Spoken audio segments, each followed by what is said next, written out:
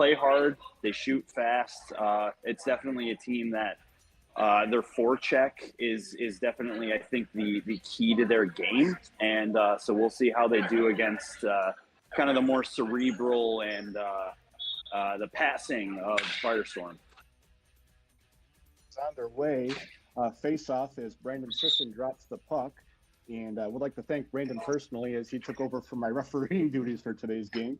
So well, you got to. Oh, and Bill Smith shoots it right off the bat, and he scores on a nifty pass from Paul Fridman. Paul Fridman to Bill Smith. Nicely done.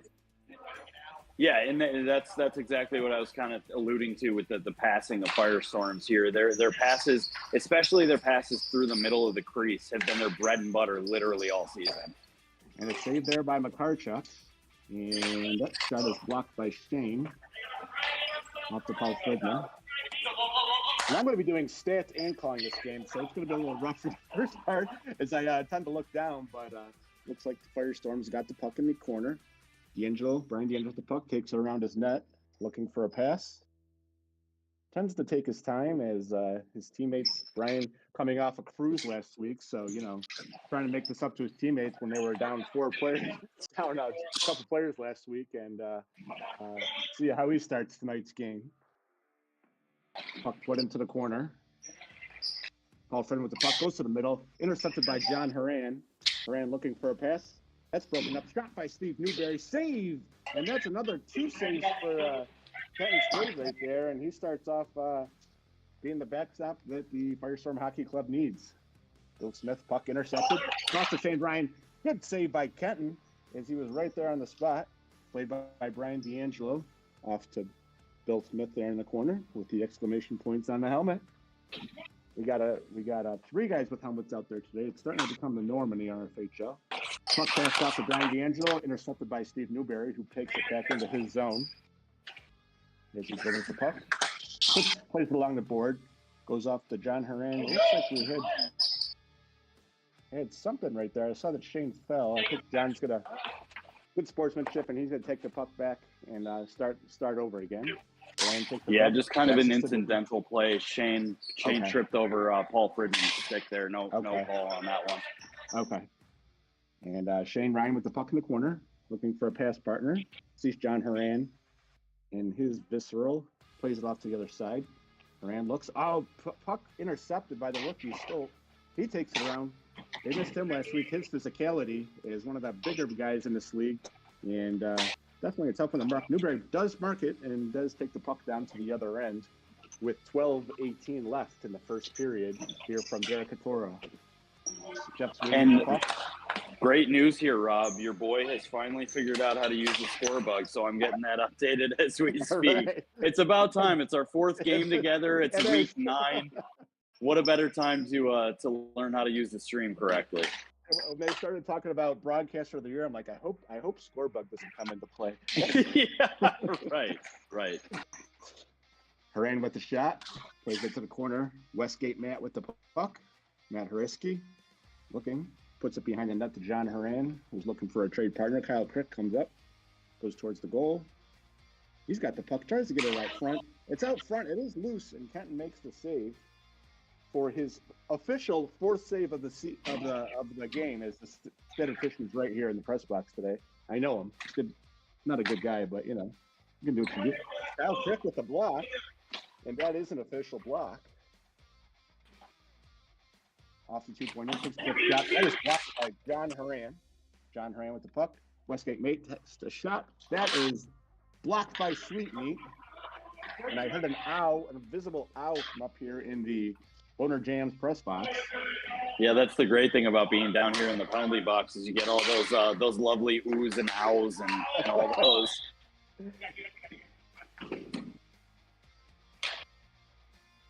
Saved by Matt.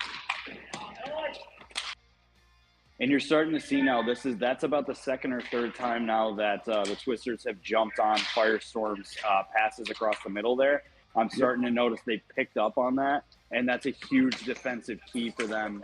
Like I said, they nailed that first goal in there pretty easily by doing that crisscross pass.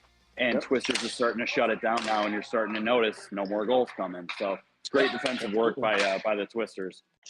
It's the cliche, more good defense creates good offense. So that's kind of how the Firestone Hockey Club's done it all year. And good to see the Picture Talking Twisters kind of picking that up as we go.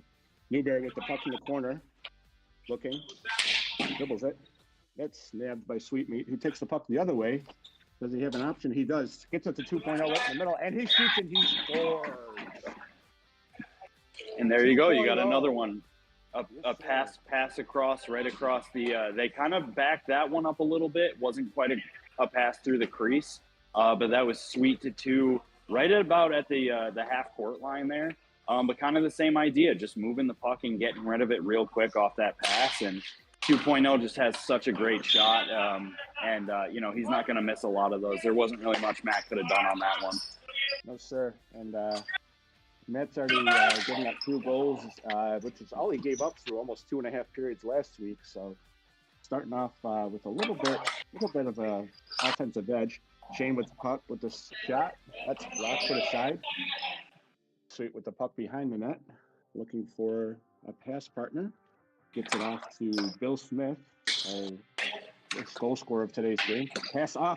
Another shot by Bill Smith, backhand, and that's put aside by Matt McCartchuk for his 4th save of the period. 2.0 takes the puck from Newberry and centered it, but just missed Bill Smith, who was streaking on the right side. Bill Smith with the puck. Plays it off to 2.0 in the corner. That's intercepted by Shane Ryan. Shane Ryan takes the puck down to Kyle Crick. They look to get the puck in the middle. Good save by Kenton as they try to center it. And Sweet will take the puck behind the net. It's just something I've noticed every game that we've done for Firestone so far. Kenton, they give Kenton such good looks at the puck, and that's why Kenton's been able to have such a great save percentage this year, because he's able to see it. He's able to see every single shot, and Kenton's positioning is the best part of his game. So he's able to come way out of the net, and really these shots are kind of just hitting him in the knees, hitting him in the chest, and a lot of that is to credit the defense. They do such a great job of letting him see it. As I say that, Matt McCartchuk takes one right off the dome. We'll give him a save for that one, and to give him another one as he's got 2 more. And he's got 7 on the period. 7 shots, 2 goals for McCartchuk to start off this game with 7:31 left to go in the first period. 2-0 Firestorm Hockey Club. Looks like we got Paul Friedman trying to get the puck loose, but goes to the other end, played by Shane Ryan. Shane plays the puck to Steve Newberry in the corner. That's taken by Mr. Bill Smith. He gets cut off by Matt Hariski, trying to get the puck behind the net to Steve Newberry, but just goes a little bit wide. Newberry looking to set something up, playing the puck along the wall. Shot, and a save by Kenton as that puck went down after Friedman. Good shot. Bill Smith had passed it to him, and another save by Matt McCarthy. Shane Ryan takes the puck along the wall. Ooh, one of those middle passes we talked about, Alex. Oh, and Matt is right there on the spot for that one. And that is already his 9th save of the period, as he's playing a stellar game against this very good shooting Firestorm Hockey Club. Yeah, and that last one was a big heads-up play by Paul Friedman. He jumped on that cross pass because he saw it coming a mile away. And, yeah, if Matt wasn't paying attention there, that could have been an easy goal. It's a nice save. Shane Ryan puts the puck into the corner, played by John Horan, who gets it right towards the middle. And there's nobody there, but a really good pass by Horan right there. Shane Ryan gets the puck back to Westgate Matt. Matt plays the puck. Looks to get it off the wall to a teammate. John Horan there, intercepted by Paul Friedman, who takes a shot, and that goes wide. And Horan with the puck. Looking for a quick pass. Here's Hariski, quick shot. That was blocked by Paul Friedman. And nice play by Paul right there. His defensive presence is always out there. Another shot tying aside by Matt McCartchuk. Matt plays the puck off to Shane Ryan. Shane Ryan with the puck, looking to make a quick shot, but Brian D'Angelo is right there on his defensive hands. Quick shot by Matt Hariski, and he has made this a 1-goal game. Good And what shot an by Westgate absolute Matt. snipe that was. Absolute snipe by Westgate Matt right there. That was I don't know that I've seen him take such an accurate and perfect shot. That was you love to see a rookie get a goal like that. That was huge. Absolutely. And was that off of a pass? I couldn't tell from where I was. Did he get that from Shane? Yeah, I might believe have it was gotten that from another pass right across the middle, if I remember correctly. It's hard to think back 5 seconds ago. I don't really remember. Yeah, I hear it. I know. I'm the same way with you. Memory of a goldfish here. And Sweet takes the puck in the corner. Passes to 2.0 right in the middle. That puck is turned aside by Kyle Frick. And that's good for a hoop on the other end there. Yeah, absolutely. Sweet with the puck. Looking. Here's the puck. Tried to get it to the middle of 2.0, but just a little bit ahead of him. Sweet with the puck down in the corner. Shot from Matt. Oh, quick shot by the rookie Stolt, and he almost had another shot. Great play by Kyle as he had 2.0 in front of the net right there. And great play by Kyle Crick. Great defensive play right out there in front of the net. And that's kind of what Kyle does. Yeah, that whole shift right there for Twisters was very good defensively. They're really locking down Firestorms in tight there. Right. Sweet takes the puck off the freeze. Passes up to 2.0. Oh, good pass right there for Stoke. It was open. He takes another shot off of Matt. Gets the puck to Newberry. That puck is played along defensively by 2.0. Checked by John Horan. Shane right on the court. Good pass by 2.0. Got it over to Sweet in the corner, but just a little bit, just a few too many guys over there on the defensive front. Sweet tries to get a backhand pass. That's played to 2.0. 2.0 has his pass blocked by Newberry. He had Shane streaking. Oh, good pass by Newberry. Just got through. And Shane wasn't able to get enough ump on it, so to say. And a great play there by Kenton Swade. Sweet with the puck in the corner. Notice Brandon, the referee, trying to get out of there. He takes the puck around the net, shut there by Shane Ryan. Wasn't able to get the puck out front. Good play by Shane. Puts it out front, and puck played to Stolt. Stolt tries to take the puck. Good left-handed action, stolen by John Moran, who's checked quickly by Sweetmeat. Good defensive play there by both teams. As they're all going for it, as Newberry and Horan on the other side. Oh, good pass by Stolt. Tried to find Sweet there through the middle. But look at this play by Firestorms right now. Twisters literally can't get it out of the zone, and it's the sticky defense of Firestorms. Really pesky team to play against. Really is, and they're kind of controlling the pace of play here with a 2-1 lead. With 2 minutes left to go in the first period, Firestorm Hockey Club with a 2-1 lead. Puck goes down to the other end, and Matt made that look so easy. I didn't even see him save it. Just kind of stood up and floated right into his glove. Sure did. Shane Ryan passes it off to McCarthy. Looking for a pass. That puck goes to the other end. Played by the Tipsy Talking Twisters. Ran with a long shot. That puck goes wide left of the net. Brian D'Angelo takes the puck behind the net. Trying to set something up. So he has Shane Ryan on the other end. Looking for Sweet, who gets the pass over to Fridman. Fridman looking for a shot. Takes a quick shot. That goes wide of the net. Played by Shane Ryan on the defensive end, who takes the puck and plays it off the wall to John Horan. Horan made a nice little move, but was a nice defensive stop right there by Paul Fridman. And he took it the other way, but was checked by Newberry. D'Angelo comes over to the wall, puts it to the other side. That's turned aside by Matt McCartchuck on a quick shot by Sweet.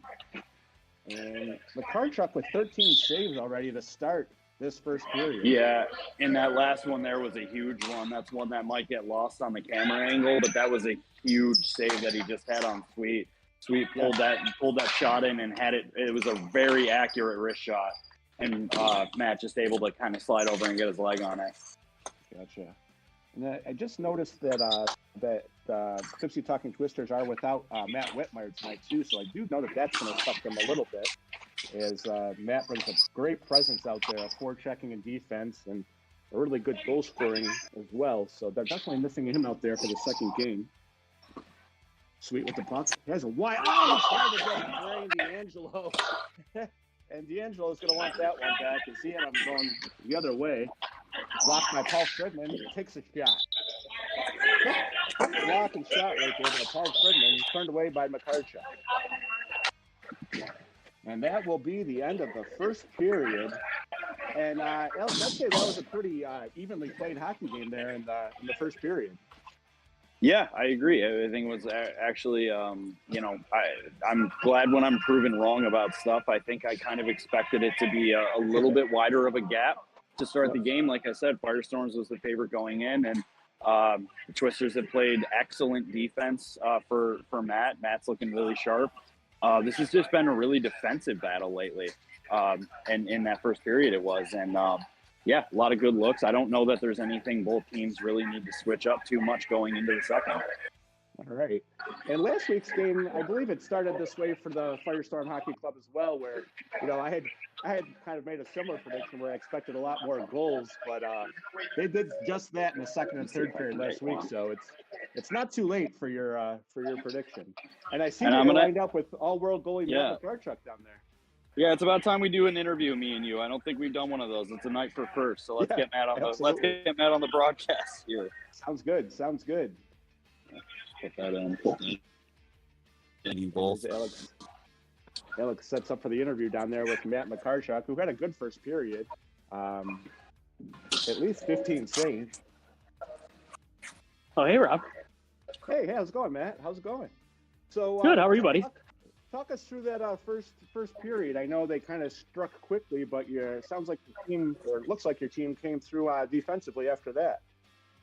Yeah, for sure. I mean, honestly, it seems like a slow-paced game for both teams right now, just good for possession, and then taking the opportunities when they have it. So at this point, I'm more worried about one mess up can cause a goal on either side. So it's anybody's game at this point.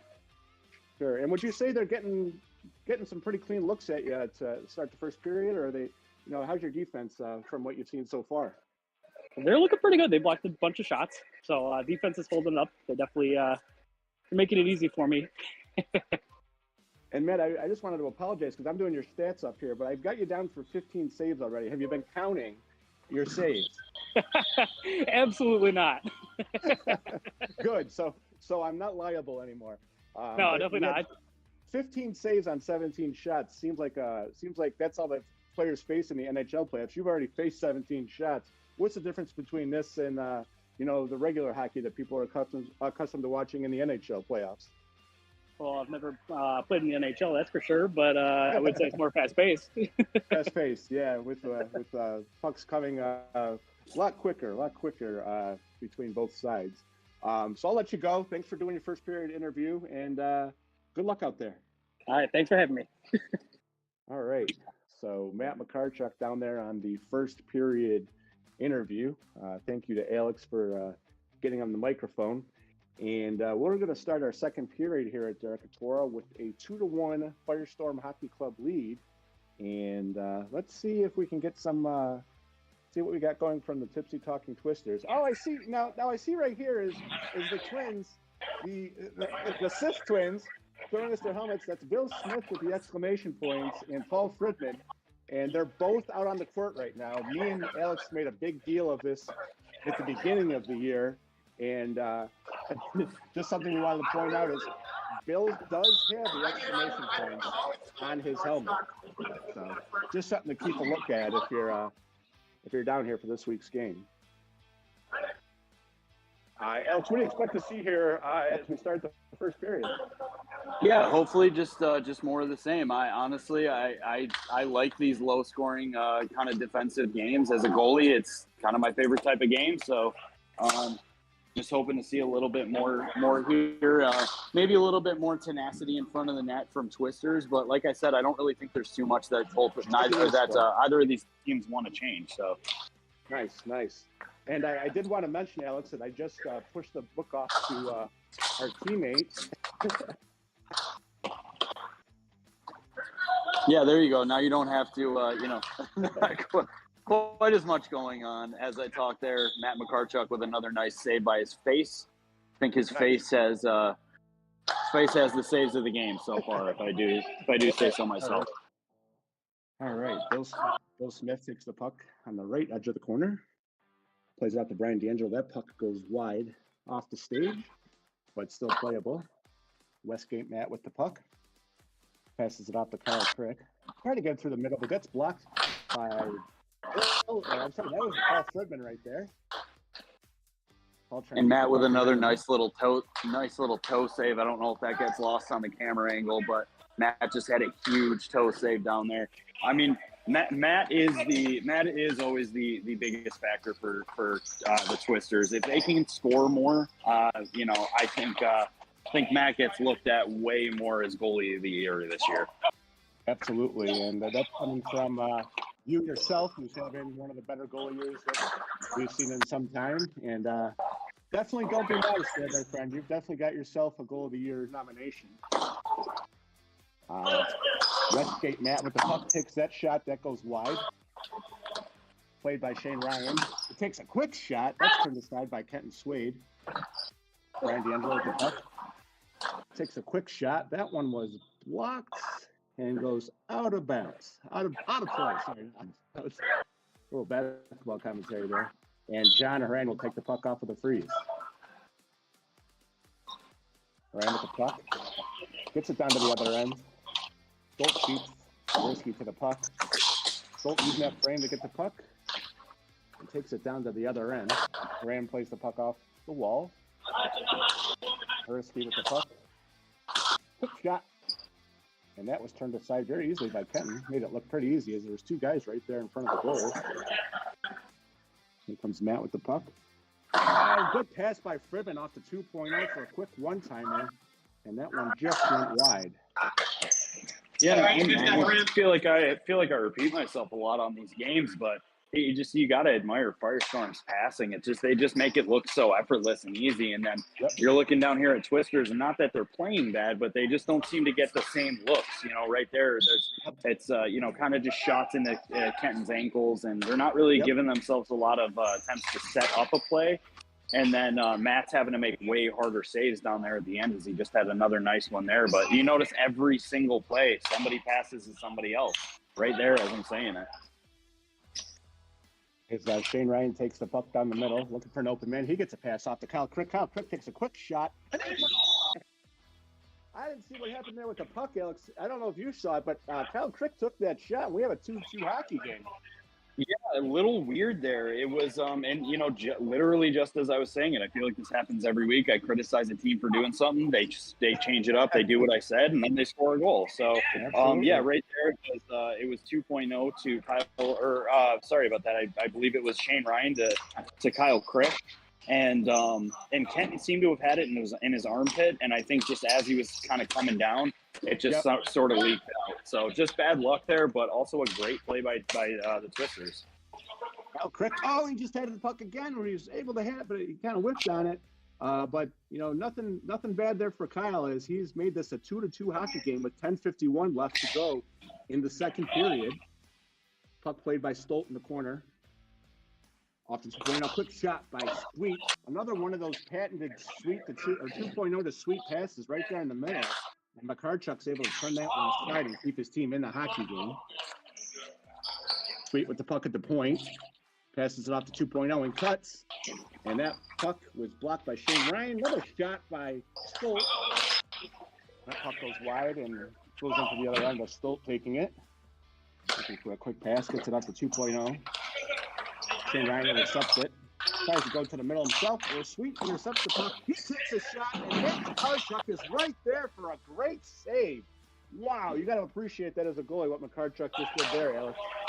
Yeah, absolutely, Matt. I say it every week. Matt just looks so confident when he's playing, knows how to get big at the right times, has great positioning, came out of the net nicely on that one, and that's one of those where Sweet will be kicking himself in the butt, wishing he did something a little bit different. But even so, he had Steve Newberry playing sticky defense right on his butt there. So that was just a great play by the Twisters. Good play all around by the Twisters there, Sweet takes another one.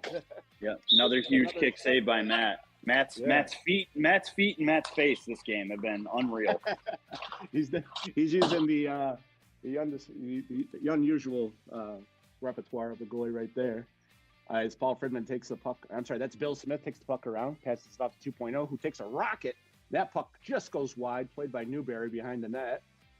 Newberry looking for a pass partner as he takes the puck behind his net, taking his time with 9 minutes left to go in the second period of this 6:30 Week 9 RFHL tilt here at Decatur.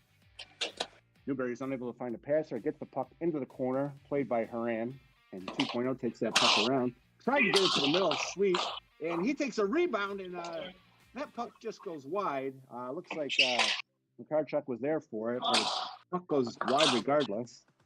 And the puck goes down to the other end, where it goes through Kenton's glove, and his defense is there to help him out as Makarchuk is right there. Brant steals the puck behind the net, looking for somebody, but nobody was there as he got the puck into the corner. That's a little bit of my no man's land. Sweet takes the puck. No, I'm sorry, that's 2.0. Takes the puck. Checked by Newberry along the wall. 2.0. Yeah. He just had Sweet. Characteristics of that combination. That last play there is a huge poke check by Steve Newberry. Nobody else was back for the Twisters. That could have been a really bad play the other way. And Newberry with a huge poke check. You got another one by John Haran as I'm talking. Yes. John Haran just made another good poke check as they had a head of steam coming the other way.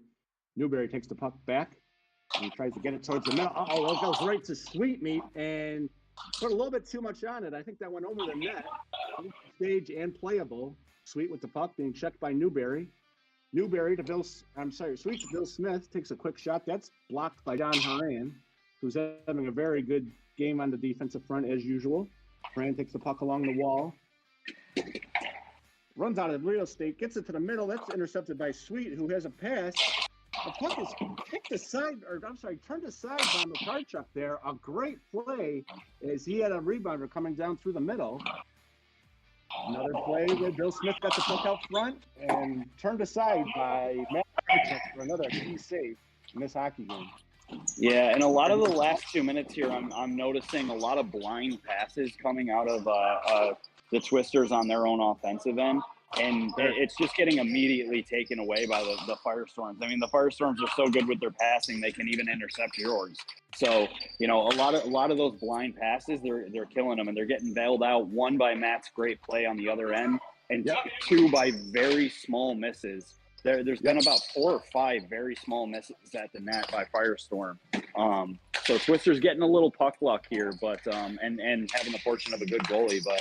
If their heads go up, there's another intercepted pass right there. If their heads go up a little bit more on their passing, I think this game is, it's going to keep tight. Yep, absolutely. As Shane Ryan takes a shot to the other side of the net. 6 minutes left to go here in the second period. Shane Ryan with the puck at the point, being checked closely by Brian D'Angelo. Shane Ryan takes the puck, passes it in the corner where he has Kyle Crick. Sweet takes the puck around, tries to go around Westgate Matt. Appears to be wearing a Toronto Maple Leafs hat. We're going to talk to him about this another time. Shot turned around by the other side. Brian DeAndre takes the puck, shoots that wide. Westgate Matt with the puck behind the net. Takes a shot. That's blocked by Friedman, who had a shot of his own, but just shot that wide as he tried to do it pretty quickly as he didn't have much time. And it looks like we have a stoppage in play. Stoppage there as a weird line change. The puck went right out of the bench, so that's going to be Firestorm's puck. Okay. Stolt passes the puck off to 2.0. Looks for D'Angelo in the corner. D'Angelo with the puck. Quick shot. Looks like that was blocked by Haran, or his defensive presence there was just there. 2.0 with the puck. Looking for a pass partner. Oh, he got it through to Stolt, who just barely got a stick on it. And that was a great play by 2.0 on the pass and Stolt on the connection. And now Stolt's out there forechecking. Gets the puck to the other end, where it's played by John Haran behind his own net. Being checked by Brian D'Angelo, who waits for the opposing goalie, Joe Finley. And that puck is shot down to the other end, where Kent will take possession and give the 2.0 for a freeze. 2.0 passes to the corner. Here's D'Angelo being checked closely by Haran. And you can't underestimate Haran there as his shot blocking ability, kind of cutting off that lane for D'Angelo. 2.0 with the puck, gives it to D'Angelo on the other side, shot, and that is blocked by Haran. Taking the other way from Horiski, who takes a shot, gives it to Stolten, and had a quick shot, and another great save by Matt McCarchuk. Yeah, excellent save by Matt. And just, I mean, how many blocks does Haran have this period? He's got to be up to 100 by now. I mean, between the two of them, they're really the only ones that I'm seeing making a difference in the second period for the Twisters. Yeah. Not much else happening for them. Firestorm's all over them right now. Yep. And two of the RFHL's best shot blockers are out playing this game, and Paul Fridman and John Haran was given a run for his money this year in terms of shots blocked. Stolt takes the puck behind him. That tries to do one time behind the net. That's intercepted by Shane Ryan. Looking for a pass partner, gets it off to Newberry. Newberry takes a quick shot. That is turned aside, blocked by 2.0, who was a good shot blocker in his own right. Puck played out around the corner. We had 2.0 for a puck in the slot there, just missed it. And it's turned aside by Steve Newberry, who gets the puck to the other end. Shot by Haran. That shot is turned aside by Kenton Swade. Newberry with the puck. Yeah, and you gotta give some props to Kenton here. That's about the third time that the Twisters have shot on him and hit the outside of that left post, but it's because Kenton's coming out so far and playing his angles so well. They're trying to hit that little bit of a tiny spot, and they're just not. They're just hitting post every time.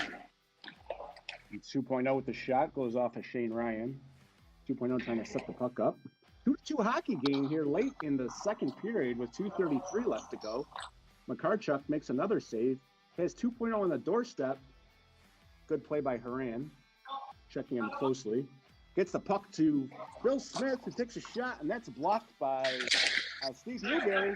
Oh, he had the puck. There's a little bit of an opening there. Great defense by Stolt, as he's looking to make a good defensive presence of his own. Newberry with the puck, gets it off, and tried to get Haran in the slot, but was unable to. Good defense by 2.0 right there. 2.0 takes the puck into the corner. Played closely by Haran, who has his pass blocked by Haran. 2.0 gets the puck out there. That's intercepted by Newberry, another team who shoots it down to the other side, looking for Shane Ryan. Shane Ryan with the puck in the corner. Gets it over to Haran in the corner. Being close, started closely by Stolt. And a quick shot by Shane Ryan. And that is turned aside. Another good defensive play right there in goal by Kent Swade. Yeah, again, I mean, to be fair, the shot did miss the net, but Kenton hugging those posts like he's dating them right now. Absolutely, and he's keeping them in this game. As another one goes to the corner, Sweet gets the puck. Had a head of steam going down the other end, takes a shot and turned aside by McCarchuk. Great play there by McCarchuk to keep them in this game here with 1 minute left in the third period. 2.0 takes a shot, goes the other way. Oh, Haran hit it to his backhand, and nice save by McCarchuk as he took a quick shot from 2.0 at that point. Kyle Crick with the shot, plays it off the wall. Puck goes through the center ice. Will Smith with the puck. Shoots it down to the other end, played by 2.0. 2.0 looking for a pass partner. Has Sweet, who makes a quick cut to the goal. 2.0 keeps the puck. Tries to put it behind the net. Played off by Bill Smith. Bill Smith gets the puck to the corner, and right on goal, and McCarchuk is there to smother the puck. Newberry with the puck going the other way. Has Ryan. And, great pass by Sweet, who gets the puck to Bill Smith, and has a great defensive play there by the Tipsy Talking Twisters. Yeah, huge defensive play by Kyle Crick. Kyle was the one to get his stick down on that. That was a gorgeous pass over across the middle again. And Kyle Crick just got a stick right down on it. And it looks like the puck was put under McCarchuk, but he is on top of it. And we still have ourselves a 2-2 hockey game after 2 periods here at Derek Katora. The Tipsy Talking Twisters and the Firestorm Hockey Club are tied at 2. And Alex, I don't think we're going to get a high-scoring game that the fans paid for today. Unbelievable period by both teams. I don't know when the last time we saw just a 1-0 period was. I mean, well, probably last week with with Matt McCarchuck actually McCarchuck. making a huge case for goalie of the year this year. I mean, Yes. but credit to both goalies. Like I said, Kenton's just playing so well that it's making it look easy, and the defensive play for both these teams right now is just unreal. I'm going to throw you on with Kenton. I'm going to have you talk to Kenton for a minute here. All right, sounds good. And Kenton being asked for the podcast this week he's playing a heck of a game for his team. And Kenton, what are you seeing out there? How was that the first two periods for you? I don't feel like I saw as many shots as normal, which normally I like to see a lot of shots to get into the rhythm of things. In my play, you'll typically reflect that because I'll let in a couple of early goals, but then get better later on. But our team's also not capitalizing on our chances. I don't know why. They're doing a great job clogging up the lanes. There's tons of block shots, as everyone knew there would be. I don't know. It's just a good defensive game right now. Absolutely, and you're part of it as one of the goalies who's having a heck of a game here. What are you seeing from your team's offense? They're usually up around 10 or 11 goals by now. You kind of mentioned it before. What are you seeing from the Tipsy Talking Twisters defense? Well, we're getting a lot of great looks. We're taking a lot of great passes. Matt's just playing a heck of a game, and they're blocking shots. I mean, they're great defensively, so they're doing what they need to do. All right. And as Brian D'Angelo comes down there, and I know you guys played with only 4 floor players last week. What's the difference this week with 6? Are you seeing a lot more energy out there from your team, or? I think so. I think our running is definitely different. Last week was a different stylistic game just because we had to play a lot more placement, passing to where people were rather than running and chasing it, which is our forte. So I got to get back in that, so I'll let you back on with Alex. Thanks, Rob. Thanks a lot. Kenton Swade, Rfhl veteran. He's been here since we played at the YMCA. He's had 2 stints. He had a brief time down in Florida where he played the Florida Hockey Leagues. They said he was too good, and moved him back up here to the Rfhl. For our game. Well, I can't finish this one with you. No worry, Alex. No worries. I'll take it from here. I know you got to get all that equipment on, so I appreciate your sliding in and doing the play-by-play for the first 2. All right, so Alex Packard is going to get his equipment on as we have our game coming up at 7:30. Alex will be the starting goaltender, and we'll hear from him next week. We are all set here to start the 3rd period. Jeff Sweeting will take John Horan in a game of, hey, who wants this puck? And the goalies are ready, and Dan Hook is at center, and he puts the puck down. Puck played by Westgate Matt. Had a head of steam down to the left, played by Sweet, and then Brian D'Angelo. Sweet with the puck, turned aside by Matt McCarchuck. Shane Ryan's there on the defensive side to get the puck. Tries to take it behind the net, played by Paul Fridman, who falls down.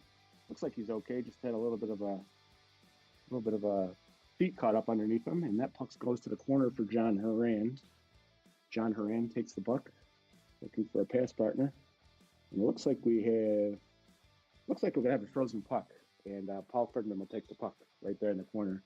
Can't see what happened from here, but good sportsmanship as always by John Horan.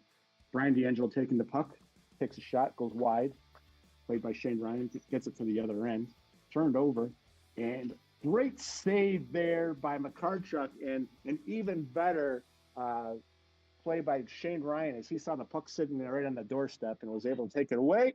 And that leads to a turnover, and John Horan takes the puck to the other end and is able to beat Kenton Swade 5-hole. And we have a 3-2 lead by the Tipsy Talking Twisters.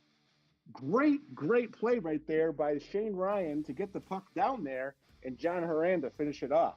And we have ourselves a 3-2 hockey game with 14 minutes left to go in the 3rd period here at Derek Katora. And it looks like we have the refs having a quick discussion right here. And can't tell what's going on from here. This is probably one of those instances where I could use Alex's expertise as far as what's going on the floor. But regardless, looks like that goal is going to stand. Like I said, great hockey play by John Horan from Shane Ryan. And it is a 3-2 lead for the Tipsy Talking Twisters.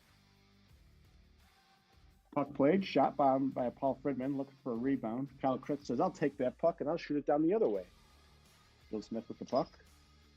Almost intercepted by Paul Fridman. Shane Ryan takes the puck, looking for an angle, looking for a pass partner. We have the puck, looks like it may have gone out of play there. And we're having a discussion here with the referee, trying to figure out who will get possession of the freeze. From here, it looks like the Firestorm Hockey Club will have the puck as Bill Smith has it. Never mind. Looks like the puck will go to Shane Ryan and the Tipsy Talking Twisters. Shane Ryan with the puck off the freeze. Whistle is blown. Play is continued. Puck is in the corner by Kyle Crick. Puck played down. Overshot Shane Ryan on that. Shane Ryan looking for the puck. Plays it down to the other end. Goes back to Kyle Crick, who's looking for Shane. Shane Ryan stick handles around, and that's a good play right there by Bill Smith, who gets the puck the other way. Great play by Brian D'Angelo, who had a head of steam, but Matt McCarchuk was there again, and you can tell he's frustrated in the Firestorm Hockey Club with his great play in this hockey game. And he is holding them in this game on a breakaway, and they still have a 3-2 lead with 12:30 left to go in the third period.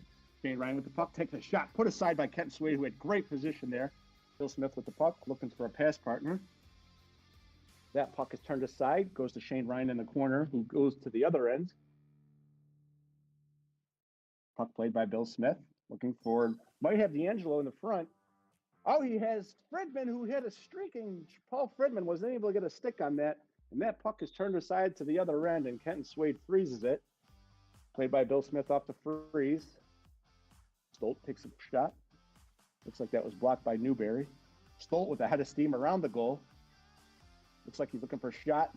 Quick shot by Bill Smith. That goes on the hockey net, behind the hockey net, and that will be a Tipsy Talking Twisters hockey puck off of the freeze. Great job by referee Brandon Sisson and Dan Hook, making sure. And I guess I'm sorry, we're going to have a Firestorm Hockey Club with the puck off the freeze. Puck played in the corner. Brian D'Angelo looking for Stolt. Ooh, looks like we had a trip there, and as inadvertent as it was, it looks like it may have been 2.0.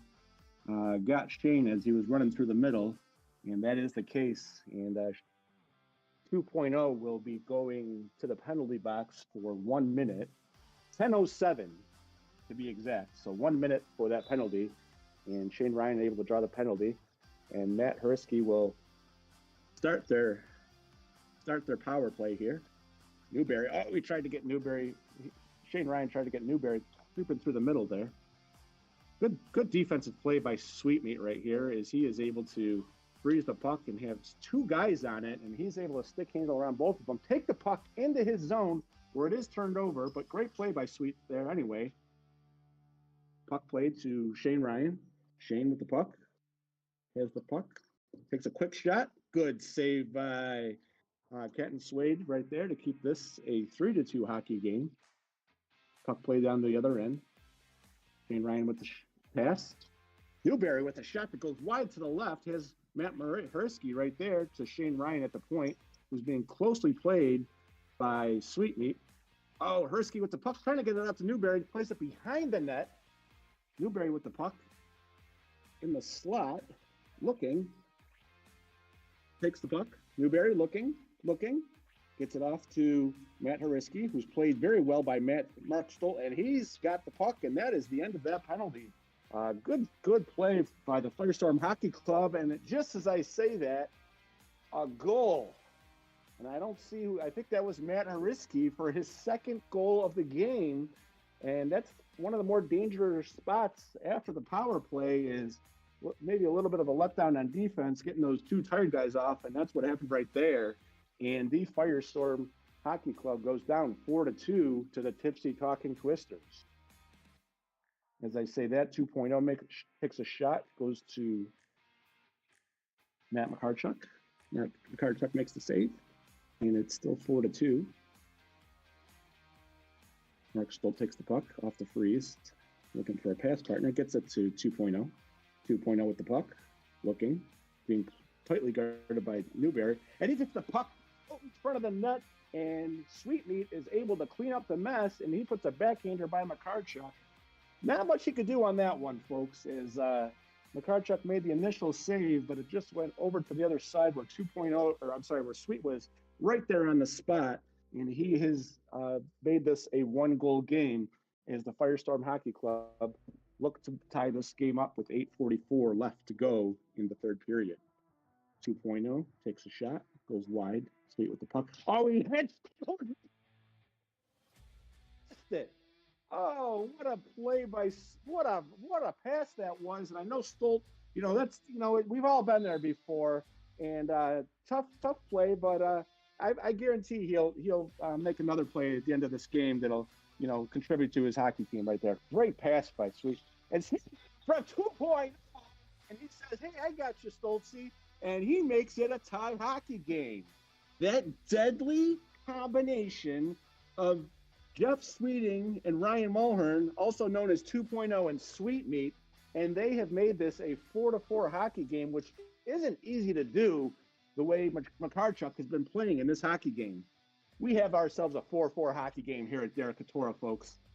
8 minutes left to go in the third period. Sweetmeat with the puck in the corner, being defended by Shane Ryan. Ooh, puts it off into the middle where it was defended by 2.0. Oh, and Matt Hariski had the puck going the other way. Good defensive play by 2.0 and Stolt. Oh, and Hariski comes down the other way and denies 2.0 his shot on goal. So some good defense. I play! Oh, wow. Matt Hariski is having the game of his young life in this RFHL. Wow. What a great pass by Shane Ryan, who saw a streaking Hariski, and he has made this a 5-4 hockey game. Wow, a lot of action here in the third period, folks. And if you're just tuning in right now, this is a hell of a third period being played by these two hockey clubs. Firestorm trying to get the equalizer now is they tied the hockey game, but a quick goal by Matt Hariski has made this a 5-4 hockey game, folks. Great hockey being played here. Paul Friedman had gotten the puck off top to Sweet, but Sweet was unable to cash it in there. Hariski with the puck. Oh, looks like we may have had a trip there, and I don't know if that was called. Doesn't appear to be. I'm not sure if he got tripped over the net there or what, but Hariski having one of the best games of anybody in this RFHL season. The rookie coming through here with 3 goals, and he is given the Tipsy Talking Twisters a 5-4 lead in this hockey game. Brian D'Angelo with the puck. Turned over to Newberry. Friedman chases the puck into the corner, played closely by Newberry. Newberry with some great forechecking. Gets the puck. Gets it to Shane Ryan. Oh, he twisted it around and almost had himself a goal right there. Great play from Newberry to Shane Ryan. And some good offense being played here by both teams in this third period. Shane Ryan with the puck, being checked by Paul Friedman. Moran with the puck. Moran looking for some space out front. Puck is being played. Looks like we have it tied up in the corner there from my blind spot and our camera's blind spot here at Derek Katora. Looks like we'll go to a face-off as both teams were vying for that puck in the corner, and it got tied up. Referee Brandon Sisson called on at the last minute to referee today's game. He's doing a fine job. Bill Smith and John Horan draw the puck. Puck goes back to Steve Newberry. Newberry plays it to Shane Ryan. Shane Ryan goes to the corner for Horan, who takes a quick shot to the goal. Looks like Bill Smith plays the puck. Goes down to the other end. Paul Friedman tried to get it to the corner. Got it to the corner, but it's being played very defensively well by Steve Newberry right there in the corner, just to get the puck out of the zone. And he's checked closely by Paul Friedman. 2 defensive stalwarts going at it right there. Brian with the puck in the corner, being checked by Brian D'Angelo, who gets the puck and it goes down to the other end where a very, very good possession player Shane Ryan is. Gets the puck off to Newberry. Newberry takes a shot, goes wide. Shane Ryan with the puck in the corner. Yep, puck. Shane Ryan has another assist as he had the puck from the corner, got that puck off to Newberry in the right slot. Took a quick shot that seemed harmless at first, but the rebound goes through the wickets on Kenton Swade. And it is now a 6-4 hockey game with 4 minutes left to go here at Derecatora. A hell of a start to the RFHL night here at 6:30. And this is what RFHL hockey is all about right here, folks. This is just a great game of two really good hockey clubs. And Firestorm Hockey Club tries to get it within one here. They're kind of in that mode. Puck goes to the other end. Kyle Crick had the puck out front. Nice pass to Haran, who didn't see it quite the right way, and that puck goes to the corner. Bill Smith with the puck in the corner, dumps it into the other corner. So Matt Hursky takes control of it. Checked, I see, by 2.0 and Bill Smith. He's got the puck behind the net and somehow is able to get that away. Great play by Kyle Crick. And Bill Smith takes a quick shot, and Makarchuk is able to turn that one away.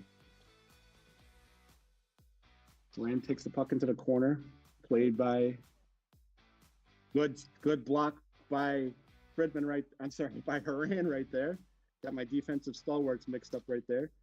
And Stolt takes the puck, shoots. Oh, he had an angle, and that was a great shot right there, but just goes wide of the net. Bill Smith plays it behind the goal, intercepted by John Haran, who is a 2-on-1, potentially going the other way. That's broken up by Stolt and his defensive presence. He takes the shot, and 2.0's there on the doorstep, trying to corral the puck, and it just goes wide. Fridman with the puck. All right, sweet. 2.0 with a quick shot, and that is gobbled up. Great positioning by Matt Makarchuk. And we are down to 2:23 left to go in this third period, and the Firestorm Hockey Club desperately trying to come back here. Good forechecking by Sweet as he takes it around, takes it, gives it the, he had 2.0 in the middle, but great defensive play there by Haran and Newberry, as they happen to be right there where Sweet had camped up, had made his spot. Stolt with the puck in the corner. Checked by Newberry. Newberry now checking 2.0, who has the puck. That's a great play by Newberry as he's able to get possession of the puck and is able to get it down. Dribbles the puck a little bit, trying to get it off the wall. That's broken up by 2.0. Newberry still with the puck. Tries to go around still. Has 2.0 with a quick shot. Great play by Haran, who was able to get his stick on Sweet's shot there in the slot. Sweet with another shot gets through, and Haran is able to break that up. Great steady goaltending, as always, by Matt Makarchuk. 1:24 left to go here in the third period. Haran takes a quick shot. That's put aside by Kenton. Stolt with the puck, looking to get a shot. Puts it into the corner for Sweet. Sweet looking for some space. Has Shane right behind him. Sweet had two men on him, tried to find the empty spot, and was unable to connect with 2.0 out there in the slot. Shane takes the puck, goes down the other way. That's played by Stolt. Stolt with the puck, gets it off to 2.0 right through the middle. Break play. Sweet tried to get out of the way, but it hit him right there in front of the center. Looking. Gets the puck to 2.0. 2.0. Shot is blocked by Shane Ryan. That goes way off to the other side of the wall. And John Haran takes the puck and dumps it down to the other end. Being played by Shane Ryan. And a great play by Kyle Crick there as he's able to stop Jeff Sweeting right there in front of the net. And Makarchuk was there for it. And now we have 35 seconds left to go. The Tipsy Talking Twisters. With a 6-4 lead. And I think we're joined by Alex Packard. Alex, have you been able to see that flurry of activity down there? So I missed the flurry of goals. I came back in when both goalies decided to shut it back down. So I don't know. I might have been the magic touchdown there because I came back down to see why the scoreboard had changed so drastically. Also to update it. But and then I came back down and both goals were shut down again. But man, what a game by both teams. Really, this has been a great game. But Twisters just making me eat my words, picking them to lose and saying Firestorms was the favorite here. And I mean, a lot of time left on the clock, but yeah. And Alex, I'd say they didn't necessarily make you eat your words. They did exactly what you told them to. They clogged on those passing lanes, and they've taken it the other way and put some good shots on Kenton Swade. And it's a 6-4 hockey game here with only 35 seconds left to go. Let's see what the Tipsy Talking Twisters can do here to get this victory. 35 seconds left. Dan Hook waiting for an official word from the press box. The other press box. Hook puts the puck down. Goes to Shane Ryan. Shane Ryan takes the puck into the other end, looking to shoot it down. Great veteran play by Shane Ryan as he's able to smuggle the puck up there into the corner. Waste about good 8 to 9 seconds there. Rick with the puck. Now Shane with the puck in the corner. And that's difficult. What's he going to do is now he's got Sweet and Fridman there. And the puck goes down to the other end. John Horan, the puck gets it down, and he goes the other way. And this is going to be a tipsy Talking Twisters victory as they did a great job of tying the puck up at the end. And they have won this game 6-4. What a great hockey game to start the night here at Derek Katora. Alex, what did you see there at the end of the game there? I mean, just great defensive play by Shane and John Horan. Yeah, right at the end, the hustle of Shane, John, Crick, all of them, every single one of them, they were really, really hustling. You could tell this win meant a lot to them. They really wanted to get this win. I think they wanted to get the win for Matt. I'm going to say it. Yeah. Matt McCarchuk's play through those first two periods really kept these guys afloat, and then they all seemed to turn on the Jets at the exact right time. So yeah, great game. I'm going to go ahead and hop off because I'm going to claim our side down here. I just heard Fish and Chips try to take it from me. It's not going to happen. Good for you. Good for you. And I appreciate Alex being down there for our game next, as I'll be headed off this broadcast pretty soon.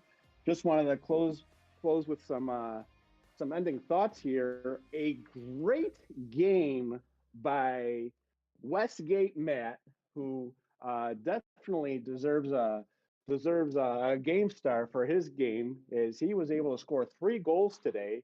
And of course, Matt McCarchuk just had one of the best 2-game combos in RFHL history.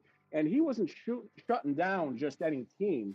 That Firestorm Hockey Club has a lot of offensive presence, was able to come back from a very early goal by the Firestorm Hockey Club. And he was able to shut the door for a great game, and he is able to lead them to victory. Great defense by Shane and Shane Ryan and Steve Newberry and the rest of the hockey club. And I will be turning it over for the 7:30 hockey game, as I will say, sign off. Is it Wednesday yet? Enjoy the 7:30 game. Thanks, folks.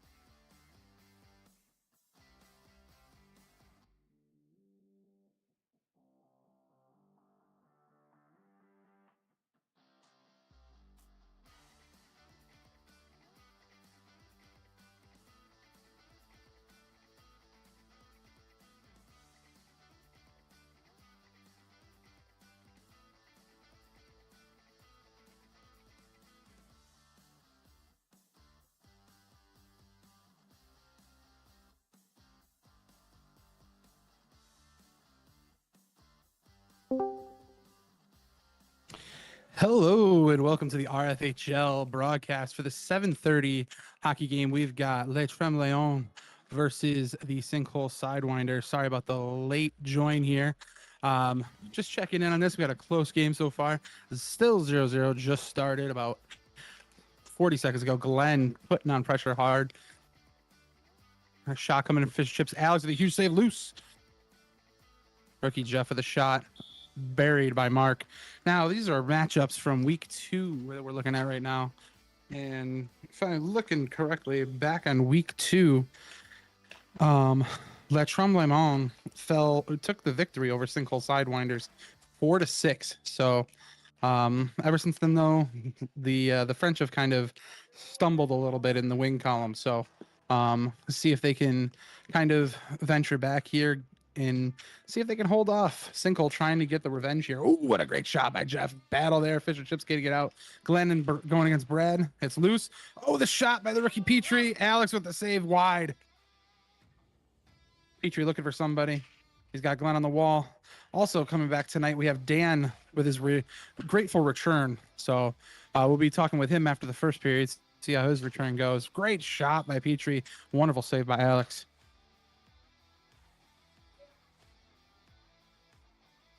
Got Brad down low, taking a quick shot, deflected wide. George lends the wall, going against Shane. Oh, the rookie almost gets through. Glenn with a great stop. Glenn with a good shot. Alex with a save. Brad alone, back deep. He's got Jeff with a shot. Oh, what a beautiful setup to Jeff. Keller comes out. Keller on the wall. He's got George down low. George trying to do what he could do alone. Fish and Chips taking it down. Going alone on the wall. Looking for an option. Still nothing yet. Keller down low. Shane controlling. Quick shot by Shane wide. Glenn in the corner. Glenn with a quick shot. Oh! Everybody is shooting tonight, and they're shooting everything. I'd love to see it. Fish and Chips looking for something. Getting some time alone behind the net. Going in deep. Fish is probably going to be looking for a change here. He hasn't gone off since he started the game, so. Glenn keeping it in deep. Brad holding a quick shot and a snipe. Brad just burns it past Mark. I mean, honestly, the best goalie in the league probably can't do everything against that. That was a wonderful shot by Brad. Great shot, great shot. And that currently will put the Sinkhole Sidewinders up 1-0.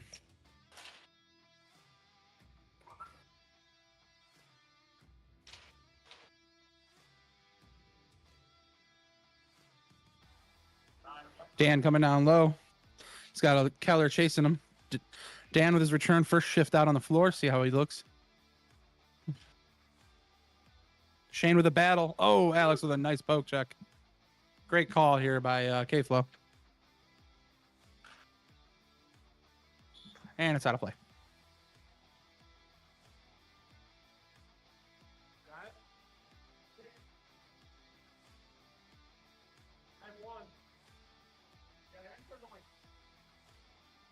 All right, looks like it's blue puck on the whistle. And there it is. Rob plays it on the wall. Shane going on against Brad here. Shane just dumps it back the opposite direction. Rob battling it back. Great calls there by K-Flow. Oh, unfortunate bounce there. Shane and Keller going one-on-one. Rob beating Glenn behind the net. Keller topping it up. Dan with a block, keeping it in the zone. Glenn keeping it low.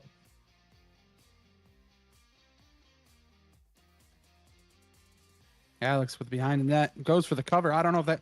Oh, that's a questionable cover, in my opinion, running around the net like that. But ref blew the whistle. We'll take it. Oh, they're going to give it to purple on that. Oh, back of the net, I guess. Back of the net. All right, Petrie to Dan. Dan rips a shot like he had never left the floor. Going wide. Shane going deep. One-on-one with Brad right now. Shane with a quick look at shot. Rob with his stick in the way. Brad getting doubled. Nope. Get a change here. We got the rookie coming on. And Brad knows. Oh, he knows he can set him up, and he does set him up. What a 1-T from Brad to the rookie Jeff. What a shot. I never got the opportunity to play against this guy, so just to see him the last few games that I've seen him on the stream and just seeing him in person now, I feel like we lucked out not playing against him.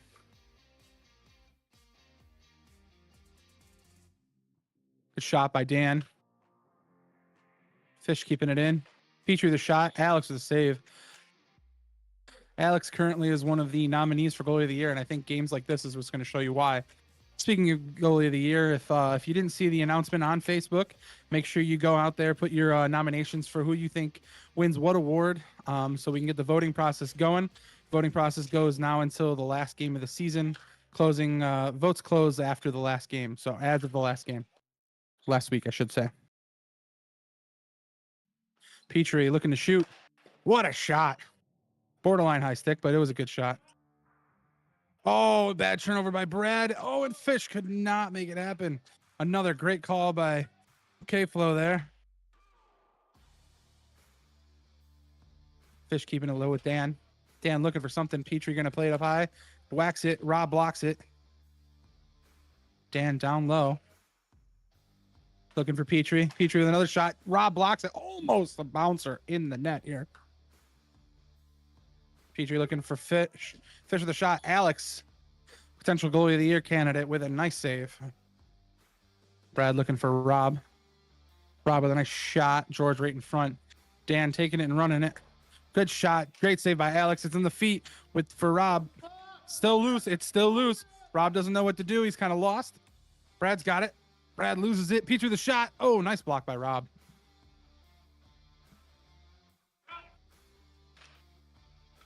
And if you haven't noticed so far, I am alone on this broadcast. Oh, what a play. Fish and chips over to Petrie. What a great play there. We got a 2. Oh, I got to update the scorebook. I apologize. We got a 2-1 game here. Sinkhole is up 2-1 right now. Let me get that scorebook updated here. As I was saying, I am alone tonight. Kind of a tight shift per se, as far as staff for tonight. So I am doing the broadcast alone. Oh, not 12. I will be helping out with the 9:30 broadcast alongside D'Angelo. So if you're enjoying my commentary, you'll hear it again. If not, then it sucks. Sorry. All right. George looking to shoot. Oh, I think he might have hit his own guy on that one. George still battling against Petrie on the wall here. Oh, George coming down low. George looking for a play. Oh, he just drives it to the net. Keller loose. Oh, almost a good opportunity. Fish trying to figure out what to do with it. We got Brad one-on-one with him. All right. Cinco going for a change. Kuhn going off. Keller with a great shot. Brad looking to play it. Brad's getting doubled by Petrie and Shane. Keller with another shot. Does not get through. All right, we got Glenn battling down low. Wow, Glenn wins the battle there. Glenn coming down 2-on-1 with a shot. Alex with a great save. Keller making a play. Shane, one I think should definitely land on the nominations this year is either outplay the draft spot or most improved player. Just insane hustle by this guy this year. You just can't get away from him. He's been getting goals in the right places. He's a clutch player. So I mean, if you haven't casted a vote yet or put a nomination out there, I definitely think Shane lands in the one of either the outplay the draft spot or most improved player. Got a high stick here from Chris, a little high shot there. Petrie playing the D on Brad. Ooh, nice shot. Dan running down. Dan's still looking real good. After missing a few weeks and still having an elbow injury, he's looking good out there. Got Petrie coming down low with Brad, putting a little bit of pressure on. Petrie plays it up the wall. We got Dan going against Rob. Dan's deadly with these hooks and churns, backhands and forehands. Shane in the corner. Looking for a play. Goes out to the front with no one there. Dan with a quick shot. Easy cover for Alex. Oh, what a ripper there from Brad. Dan just hustling. And Rob is just putting on the gears to keep up with him, putting some fear in Dan's ears. Petrie looking for a play, crosses it over to Dan. Rob's right in Dan's face. Nothing comes easy right now. Alex with another great save. Brad down low, looking for a nice rip. Mark with a wonderful save. Preacher's probably going to go behind the net. There we go to Dan. Dan's got some time, looking for an opening. Here's Shane. What a good look. Somebody's got to get open for Le Tremblement right now. Daly coming down low. He's looking for his opening. He's got Brad down low. Jeff coming off the bench right now. Dan putting the pressure on Brad. Petrie with a shot. Oh, just over the crossbar. That's going to be blue puck.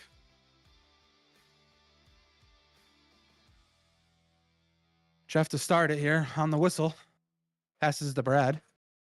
Brad looking for an opening here. Oh, great breakup by Dan. Oh, and almost a wonderful goal opportunity there for the comeback player. Dan looking for a play. Pass it to Shane in front. Jeff's all over that. Jeff's not letting that happen. Fish in the corner with Daly. Oh, he's going around. Shane was not ready. Oh, there's going to battle here. We got a battle in the corner here. We got Jeff and Shane. Oh, great play by Shane. Just right off the wall. Fish and Brad. Same team out there. Shane and Fish just running into each other. Shane winning the battle. Oh, Brad breaking that up. Oh, what a great opportunity for a give and go there from Brad. And oh, the pass. Oh, what a save by Alex. That is what we call a save. That somebody's got to clip that. If you're watching the stream, make sure you clip it. Oh, Fish almost just completely annihilates Brad on that one. I think he got hit right in the hand. He's hurting a little bit. Oh, Brad needs to change. That shot did not feel good. I've been hit by fish and chip shots, and that is not a good shot to get hit by. Dan alone with a good shot. Brad with a nice save. Brad trying to make a nice pass. Great save by Alex again. Glenn trying to make it 3. This is a great game going on here. We got 2-1, too high. We got purple puck, too high of a shot there.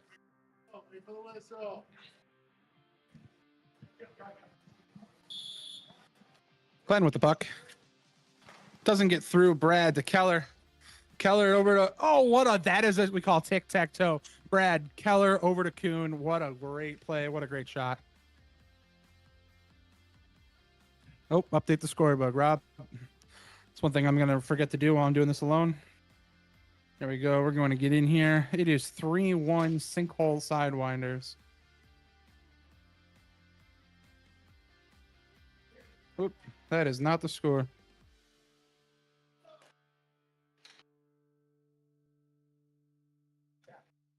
Mark with the save. Mark covering it up. Fish looking for a play here.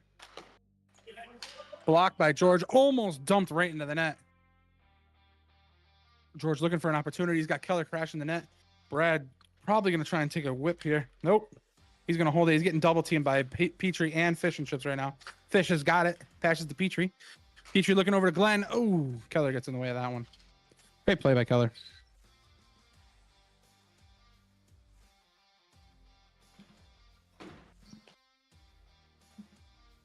Petrie passing up high. We got Fish and Chips one-on-one with Brad.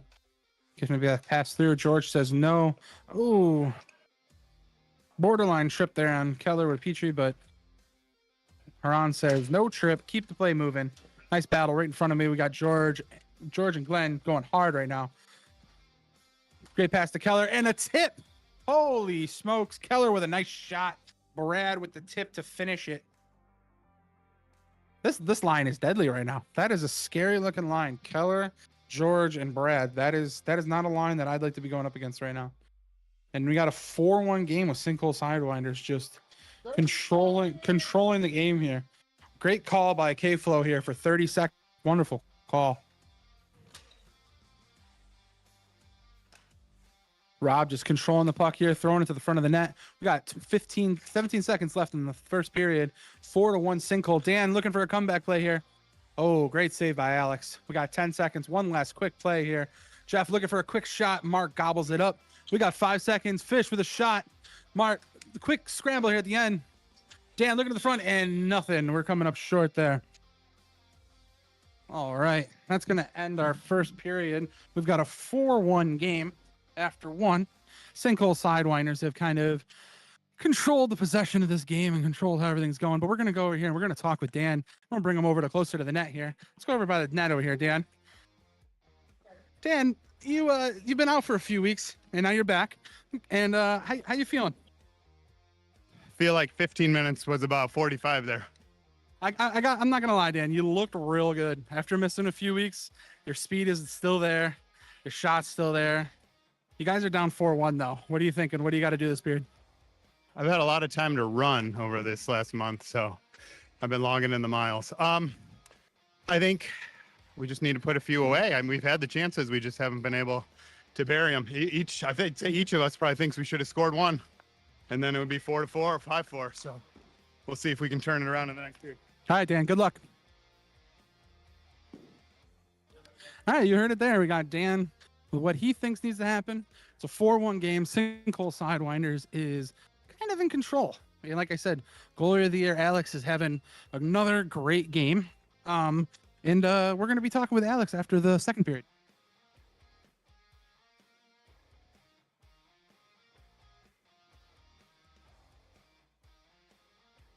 I'm going to get the score bug updated here.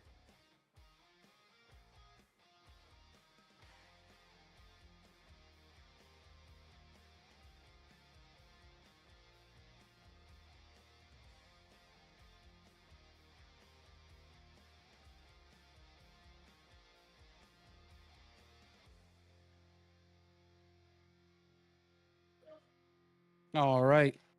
And here we go. Second period is underway. Again, Sinkhole Sidewinders up 4-1 after a nice dominating first period. Shane with the puck down low behind the net. Looking up high. He's got Petrie with a quick shot. Alex, nice save with the paddle down. Poke check by Alex. Another great call by K-Flow. Oh, and it's Shane! Shane with a wonderful quick snipe. Bouncing this game right back. That's exactly what Le Tremblements needs in this period, I think.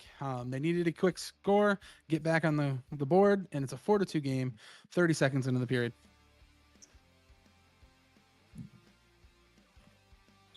Brad with a quick shot off the back wall.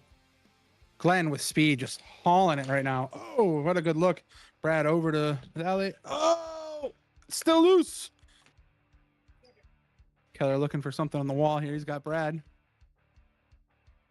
We got Jeff coming off the wall. Brad with a quick backhand. Oh, all alone. Brad in front. We can't have that happen. Petrie's going to learn. He's a rookie. He'll learn that Brad needs to be covered at all times. Oh, Shane battling with Jeff right now. What great feet battle here. Shane against the wall here. Over to Petrie behind the net. So you need somebody who's going to go behind the net back to Shane. Shane to the front of that. Oh, nice angle for Shane there. Gonna be blue puck. Puck's on the back of the net.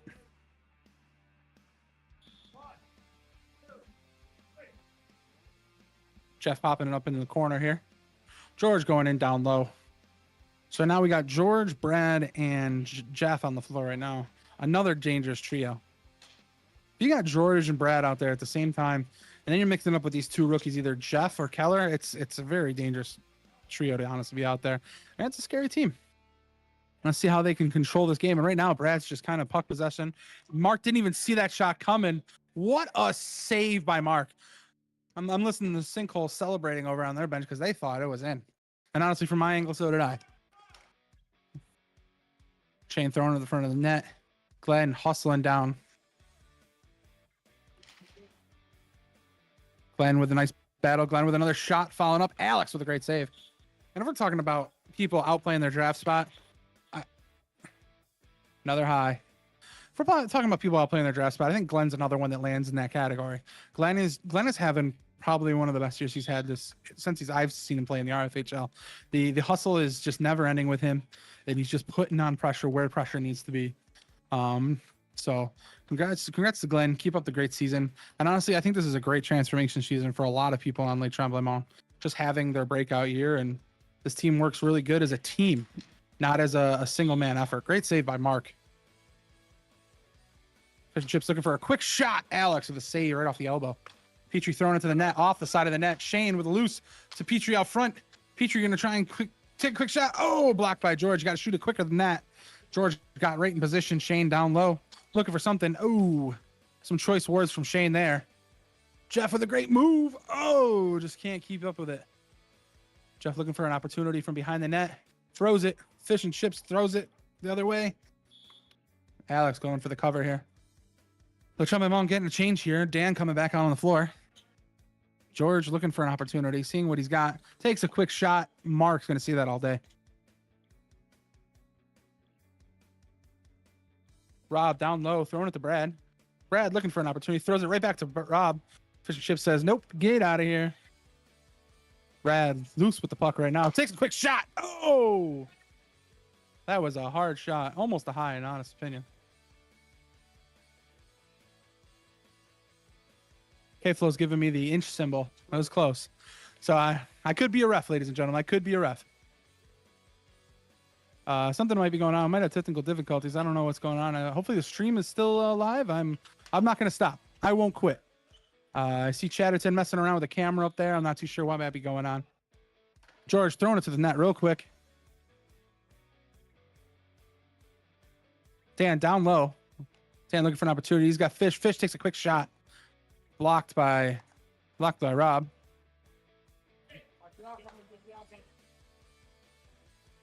Quick shot off the back of the net.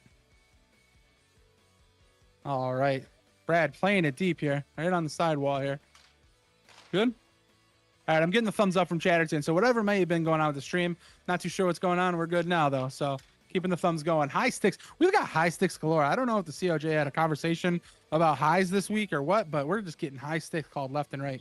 I'm going to have to warn Jake Schmalley about that in our game because he definitely flirts with the line of high sticks. So definitely going to have to give him the heads up that the refs are calling him hard tonight. Brad with a great shot. Glenn looking for an opportunity. Alex down low. Glenn just got to look for something, but Rob is all up in his face. He can't find a good. Oh, the kick save from Alex. And another save from Alex. Alex is just killing it right now. Great saves by Alex. Great job. Keller to Brad. Brad getting double teamed by Fish and Chip and Dan. That's a great defensive combo, but Brad is not overwhelmed by that. Still loose. Dan with the shot. Alex with another save. Dan with another shot. Just wide. Brad running free with it now. Dan is just not stopped. This line right now. Glenn and Dan just run. I'm overwhelmed. I'm not even playing. Dan crushing into the net. Oh, what a great forecheck. But Glenn's right there. Right there. Oh, my goodness. I'm telling you right now, Glenn and Dan is the pairing that you need. That is just a run, fast, move the puck. Quick shot. It's loose. This is intense. Alex giving out his call-outs to his defense. Rob bailed him out there with a quick shot from Fish and Chips behind the net. Dan's got it. Great pass out in front. Daly says no thanks to Glenn, and that puck's going to go out of play. It's going to be blue. It's going to be Sinkhole's puck. On the whistle. There we go. Jeff with a quick shot. Almost taking off his teammate. Yep, right off his back. That one's going to hurt a little bit. 8 minutes left. It's a 4-2 game. We haven't had a goal this period. I'm not gonna jinx it by saying that. Am I? Oh, with a nice save. No windmill, but great save by Alex. Jeff looking for the shot. Each goalie is just holding on by a hair right now. They're getting lit up on both ends. Which goalie is going to cave first? I don't know. Second period, no goals. Dan with the puck. Just maneuvering around. Dan's definitely still got that hustle. Petrie over to Fish and Chips. Keller battling Fish and Chips. Petrie alone. There's nobody down here. Where is Sinkhole playing defense right now? Sinkhole's defense is lacking, but that doesn't matter because Jeff is going to bury the shot. It is a 5-2 Sinkhole game. I don't know. If I was Lechumemon, I'd be getting beat up a little bit in my head. Only because this is rough, man. You really are playing a fantastic game. The offense is there. The defense is there. You're playing the game you need to play, and for some reason, you're just getting shut down. Alex, potential goalie of the year, is playing a fantastic game, and they're just not able to get past him. And on the other end, and Mark's also playing a great game, but you just got shooters that are just fine in the corners and fine in the net. And it's only 5-2. And anybody knows Rfhl 5-2 lead is nothing. This is nothing. Loose puck almost trickles in there. If you didn't hear that great call by K-Flow. Dan looking for something. Oh, he tries it. Oh, almost gets Shane over in the corner. Shane up high to Dan. Dan, right around Brad with the backhand. Wide. Shane down in the corner going up to George Kuhn. Syracuse defender. Go Amerks. Go Amerks, I said. Trying to get in George's head here. Daly around the wall here. Petrie up in his face. Great defense by Petrie. Brad with the puck. Quick shot. Mark is ready for it. Mark's down with a paddle flat, covering that 5-hole. Dan hustling. He's got Shane in front of the net. What a beautiful pass. But goalie of the year candidate had the paddle out, ready to shut them down. Off the post, George. This is just back and forth action right now, ladies and gentlemen. I'm telling you, no one's pressing up. George with a quick shot with a block. The back and forth action is incredible. This is a fantastic second period. 5-2, 6 minutes left. Glenn out hustling Daly down in the corner. Still hustling. George with the puck.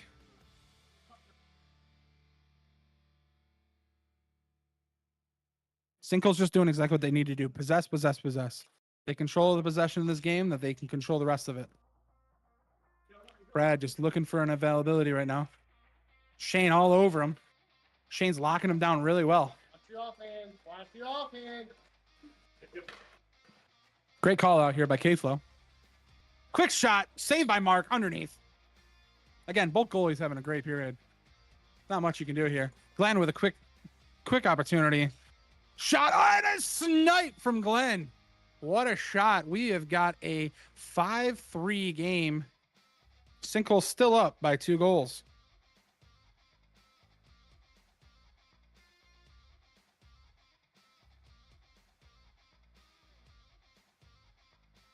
Good.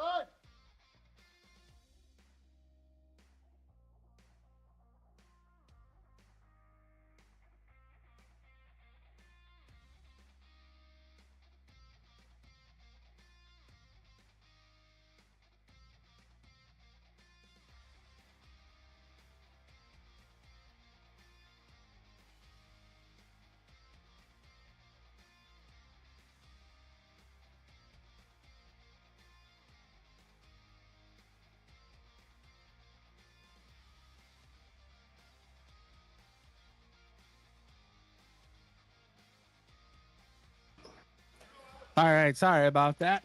We are back and we are live. Brad with the puck, trying to get free here. Tayflo with a questionable call of the game. Who knows? They'll debate it on the podcast. Who knows? Probably my game.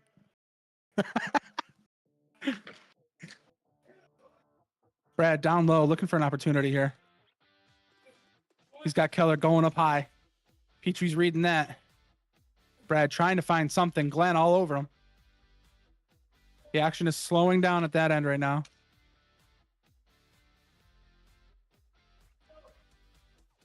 Whoa!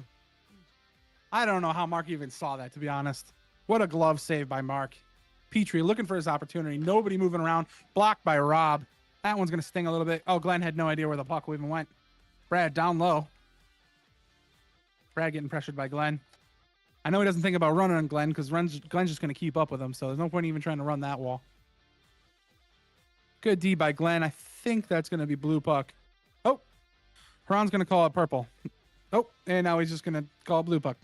I'm going to let the refs do their job because I don't know how to be a ref, so. On the whistle, Keller waiting to see what's going to happen here.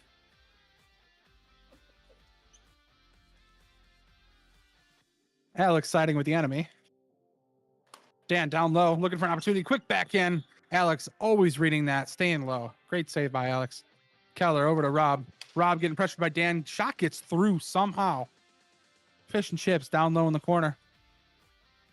Looking for his opportunity. He's going to go to Dan down low here. Shane hustling back and forth, keeping those legs moving. That's exactly what you need to do. That's something that I think Le Tremblement can do really well, is just keep moving. That's what they have to do right now. They're down by 2 goals. It's 5-3. We got 2 minutes almost left in the second period here. You don't want to go in the third period trailing. You want to make this game even if you can. So just need a last-minute push here. Rob with a shot blocked by Dan. Brad getting doubled again. Somehow finding a way through it.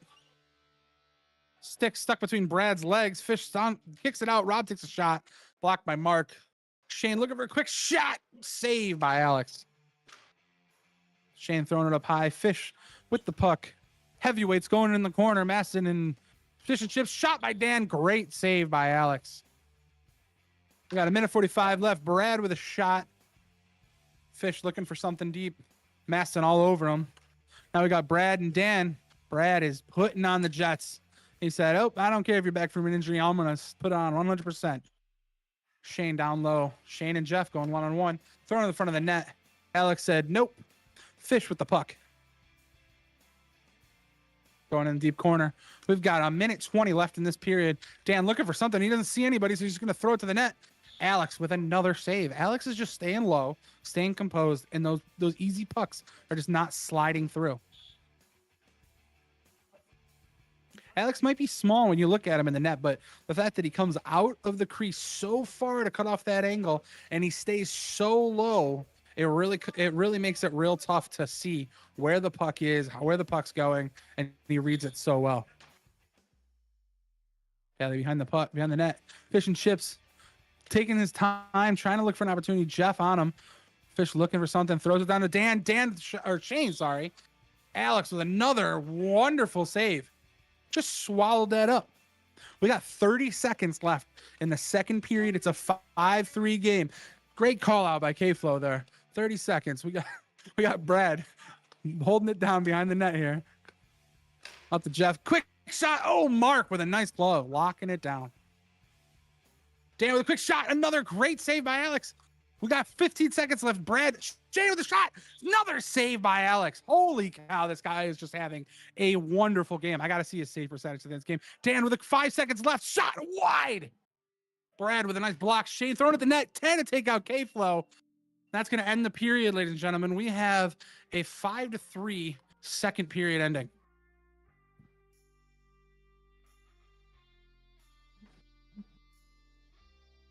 All right, ladies and gentlemen. So we are going into the third period with a 5-3 game. Sinkhole still doing what Sinkhole's been doing this whole game. Dominating the game, putting themselves where they need to be, and controlling the pace at all times. And the shooters are shooting, and they're scoring when they need to. But right now, I'm going to talk with Goalie of the Year candidate Alex Packard, who's having what I think probably one of the best games I've seen in a while. Alex, you guys are on the scoreboard, 5-3. You're in the lead. You're playing out of your mind right now. Out of your mind. How do you feel? Good right now. Really sweaty. It's a warm night. No, we look really good. I think the goals that they got, they earned. That last one, nobody stepped up on Glenn. Can't go to sleep on Glenn. I've been saying it all season. I'm looking for him to be the game changer on their side because he's done it every week. And I'm looking at us to just keep doing what we're doing. They're playing great defense. I think they've made just about as many saves as I had. My D, I mean. Yeah, I don't want to change too much. Maybe score a few more. That's about it. Well, Alex, you're playing fantastic. Keep it up. Have a great third period. Okay, buddy?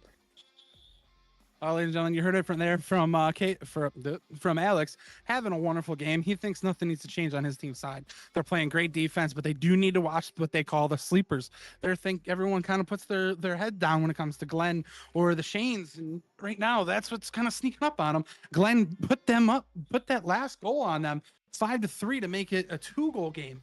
So you really don't want to snooze on the lower draft round picks just because you think the draft round picks are lower. They're sneaking up on you. And like I said, Glenn is having what I would say is one of the best years I've seen Glenn have since I've been in the league playing with him. So if they can't find a way to just cover every single person, this could be a hectic third period. But all in all, I mean, I agree with what Alex said. If the Sinkhole Sidewinders continue to play the way that they've been playing this game, they might have this game in hand. But it's the RFHL. 2-goal leads do not mean anything. 5-goal leads don't mean anything. So let's get in the third period here. We're 30 seconds, 15 seconds in. 5-3. Sinkhole is up by 2. Let's see how this game plays. Great save by Alex. Dan down low. Pass over to Petrie. The shot just goes wide. Glenn beating him to the corner. George all over Glenn here.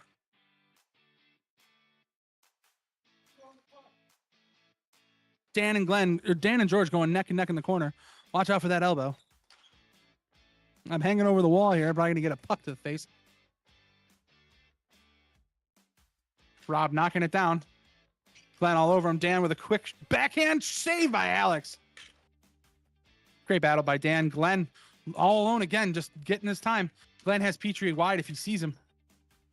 And here comes Petrie stepping up with time to shoot. Shoots it. What a shot by Petrie. Alex was down low. The glove side was open. And Petrie said, "Thank you for the gift. I will take care of it from here, boys." Great shot. It is a 5-4 game.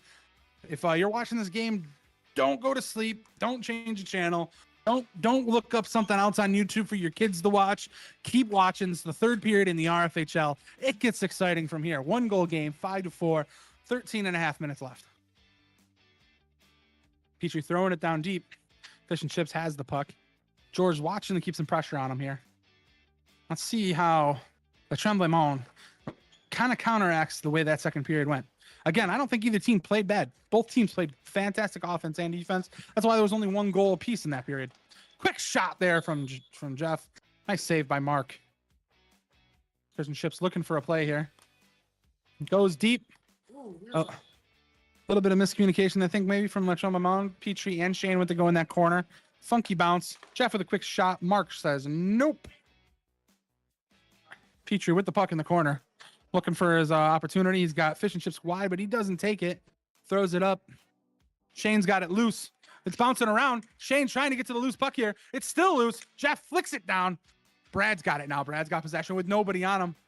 Throws it to George. No one's on George. George is alone. Mark says, I've got it. Don't worry, guys. Fish with a quick shot. And right now, so far, Le Tremblemont's play style is go, go, go, quick, quick, quick. Dan's chilling behind the net. Alex is calling out. Fish and Chips with a nice play, but Jeff said, I got it.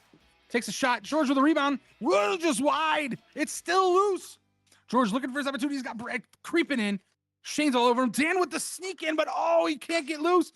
Brad somehow oh, Jeff with a backhand shot. What a shot and score. Mark wants that one back. Mark knows he had that in the back, but Bach. I don't know what I just said. Mark knows he had that, but that one just snuck past him. We've got a 6-4 lead here for Sinkhole Sidewinders. It is a battle. Like I said, if you're trying to watch something else, your kids want to watch Miss Rachel, tell them to go to bed. It's the RFHL. It's a 2-goal game. Here we go. Dan battling Brad with a quick shot. Alex shuts it down. Oh! And I stand corrected. I believe there was actually 3 goals in the second period. Shane did score really quickly in the beginning of the second period. I just realized that. So I apologize. There was 2 goals from Le Tremblemont in the second period. Dan with the puck on the wall. Looks over to Fish now. Fish to a quick shot. Oh, no. He did this nice pass. That was a great disguise there. I think Brad was definitely reading shot. Fish just throws the pass. It's up. Brad look for a quick shot. Oh, he can't get control of the puck. It's bouncing. Puck seems to be bouncing a lot tonight. Dan down low. It's loose. Great call by K-Flow. Fish with the puck. Flirting with a fake shot. Would have been high, but he was just flirting.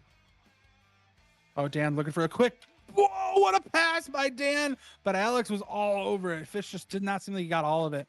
Brad with a quick snap. Throwing it up high. Shane battling in the corner here. Daly throws it across. Keller hustles. Dan putting on the hustle against him. Fish with the puck in the corner with Brad pushing on slow. Brad with a quick shot. Alex engulfs the shot. We got 10 minutes left. 6-4. What's going to happen here? How's this game going to end? This game could go any way right now. Rob looking for an opportunity. Throws it to Brad up front. Brad with a good puck battle.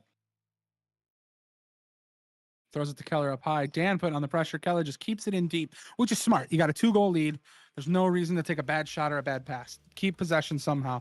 Rob trying to fight off Shane here. Shane with a reach around here. Shane risking a holding penalty here.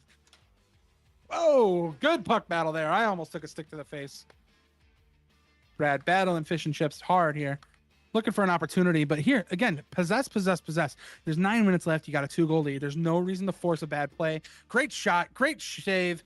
Mark with 2 back-to-back saves. We still have a 6-4 game. Shane going in the corner here. Looking for an opportunity. He takes Fish and Chips. Blocker save by Alex. Keller right up the wall here. Keller doing what Keller does best. Nice defensive play. Oh, questionable shot there by Fish. It is on the board. It's going to be blue puck. Brad with possession here, waiting on the whistle. Shot! Oh, it's loose. It's loose. And Mark makes the save, golfs it up. Another shot by Fish. And the goalies are just going back and forth. It's ping pong, ladies and gentlemen. Brad, shoot it again. I dare you. There's a shot. Mark with a save. Oh, Fish, shoot it. I bet you won't. Oh, nice pass. Shane looking for a nice Petrie crash in the front of the net there. Fish looking to hustle. He's got great hustle going on right now. He knows his team really needs him to make something big happen. Shot or pass. Petrie looking for Fish. Nice pass. Nice fake shot there from Fish. Throws it down low to Shane, looking for an opportunity for an open man. Back up to Fish.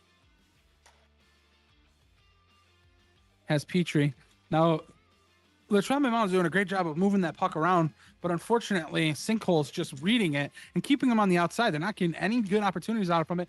What a play that was. Somebody clip it. If you are on YouTube, clip that right now. That was a fantastic saucer pass from Brad over to George, who just tips it right out of the air. I'm telling you, clip it. If you don't clip it, I'll clip it in the morning. What a play. Nice pass from Brad to George. And we've got a 7-4 game here.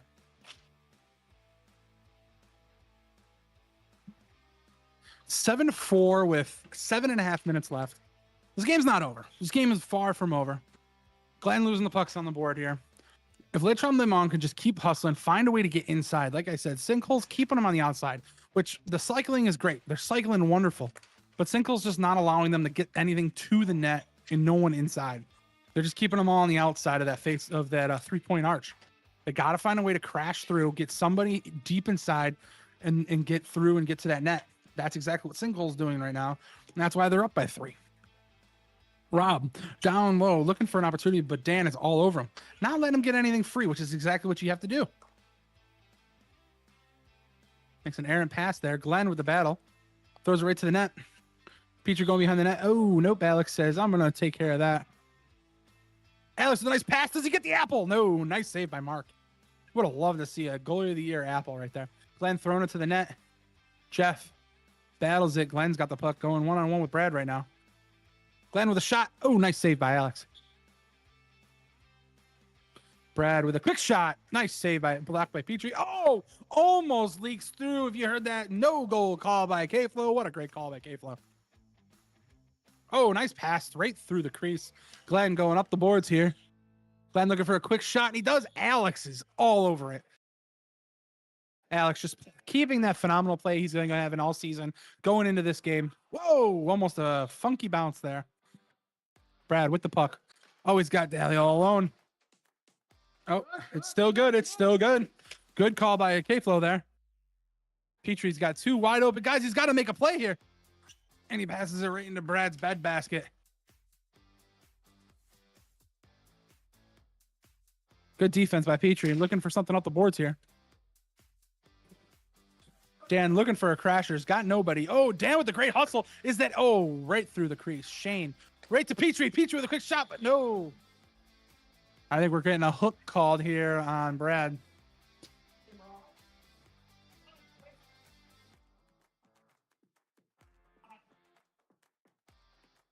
So we got a penalty here. We got a power play. Definitely was a hook there on Brad. I know Brad didn't feel too comfortable with it, but unfortunately, you can't. 4:24, he is out. Great call by K-Flow. On the whistle here.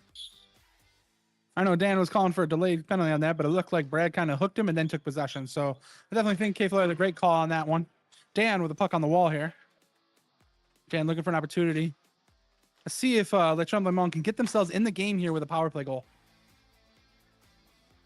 About 20 seconds of the power play, almost done here. Petrie looking for the play. Keller with a great defensive play. Dan battling with Keller here. Dan pushing over to Petrie. Can Petrie just possess? Slow down the puck a little bit. Look for Shane. Shane looking over to Dan. Just off with the pass. Oh, great play. Oh, poke check from Alex. They just need to possess the puck here. Deep pass. They've only got about 20 seconds left in the penalty here. Shane looking for something here. Dan, he's got Petrie over, but Dan's getting pressed by Keller. Looking for a quick pass. He doesn't have Shane up high. Shane's got to make a quick play here. Petrie down low, looking for a shot. Oh, great play by George. George just needs to kill off 7 seconds, and this penalty is over. Oh, Petrie to the puck to the eye. Ouchie, mamacita. And we got an even play here. And Letron Blamont really needed that power play goal. They really needed to kind of get that power play and get on the board here. But again, the defense right now from Sinkhole is pretty solid. They're doing a great job of keeping my Trembling on the outside, even on that penalty kill. They just kept everything on the outside. Rob hustling in the corner. I've seen a great hustle from Rob this game. Fantastic work on that man's part.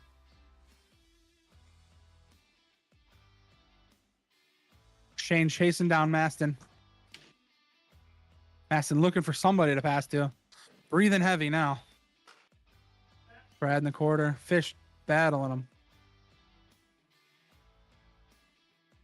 Brad trying to throw it to the net. Oh, almost had Jeff there. Dan running up the wall here. We got just under 4 minutes left. Good shot by Dan. Great save by Alex. 7-4, 3:49 left. Shane with a shot blocked by Jeff. Jeff throws it to the corner. I'm not down there right now, but I know Alex is throwing his praise to Jeff. Alex always shows appreciations to his defenders and his posts. Rob putting on the pressure on Shane, making him sweat, making him make the pass that he doesn't want him to make. Rob getting pressured by Dan, doesn't even see it coming. Oh, Dan tries to throw it. The net is all off. Jeff with a nice block. Rob throws it deep. Haran going in there to save the net. Thank goodness. As a goalie, I love it when the refs actually step in and fix the net. K-Flow's worried he's going to get a puck to the net. Oh, it's a shot. Fish with the shot. I don't know if Shane tipped that or not. Oh, Shane is saying no. So Fish is just with a nice shot from the back goal line. That was a back goal line shot. What a nice little shot there from Fish and Chips. Exactly what that team needs right now. They are down 7-5. It's a 2-goal game. Anything can happen. It's the RFHL. 2 goals in 2 minutes and 45 seconds. This game can go any which way. Oh, quick shot. Blocked by Fish and Chips. It's going to get real gritty in the last 2.5 minutes here. Refs are going to definitely be on edge. Watches for anything crazy going on. These men know they're not going to get too chippy, but we're looking for a quick goal here. There's a lot of things that could just change standings-wise, goals-wise. So let's see how this game plays out. Sinkhole looking to get the revenge game here and get the W on their rematch. See if they can pull it off. Brad just doing what Brad needs to do. There's no reason to put any real pressure on. Possess the puck. Wear down the clock. And it's exactly what they're doing. If I was the Trembling Mountain, I'd be doubling Brad right now. Find a way to get that puck loose. You need to get that puck out of his hands. Brad just battling, keeping the puck going. Great hustle by Brad.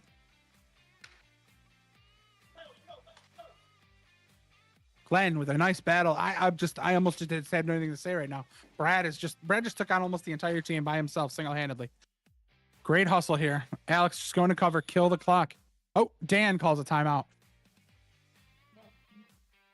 So we got 1:37 left. It's a 7-5 game. This game is tight. This game is extremely tight. And Sinkhole is doing exactly what they need to do. They have no reason to rush, no reason to push the play, no reason to take shots. Right now, they're going to have a face-off. This is Trembling Mountain's opportunity.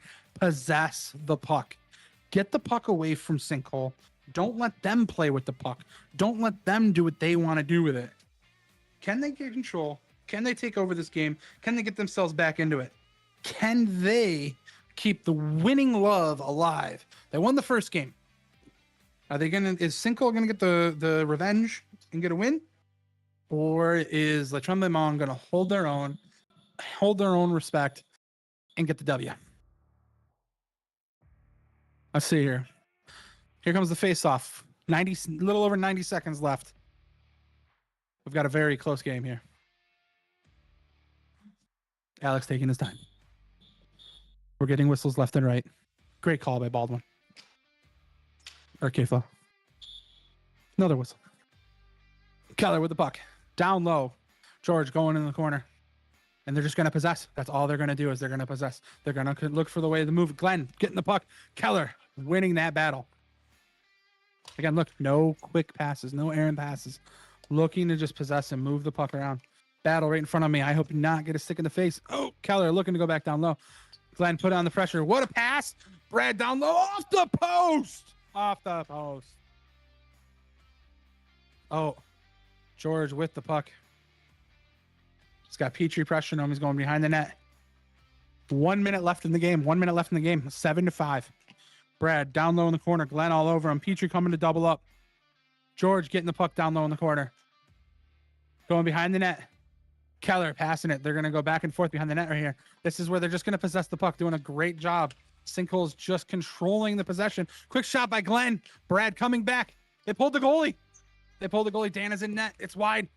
Keller with the puck. It's loose. It's in front of the net. Somebody's got to take a quick shot.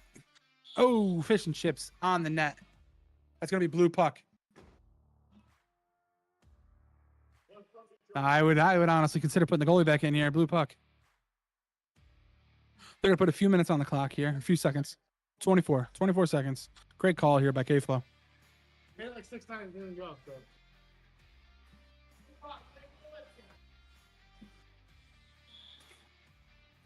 Charge with the puck. He's not going to take the quick empty net chance. Doesn't want to check rinse, losing the puck here. Keller with the battle. Oh, Keller loses a chip with the battle. The miscommunication, loses the puck. Brad down, controlling the puck. They're just trying to kill the clock here. 10 seconds. Brad just possessing. Fish and chips with a quick backhand. Looking for another opportunity. Alex with the cover up. That's going to be the game, ladies and gentlemen. 2-1. What a fantastic battle here by Rfhl and Sinkhole Sidewinders. Sinkhole definitely comes up with the victory. Great battle. Great fight. That was a wonderful game, and I'm glad I got to call that. I wish I had some commentary, but it is what it is. Congratulations to Sinkhole on the W. Congratulations on Alex with another phenomenal game. And yeah, that's going to be it for me, ladies and gentlemen. I hope you guys all have a good night, and I will be back for the 9:30 game.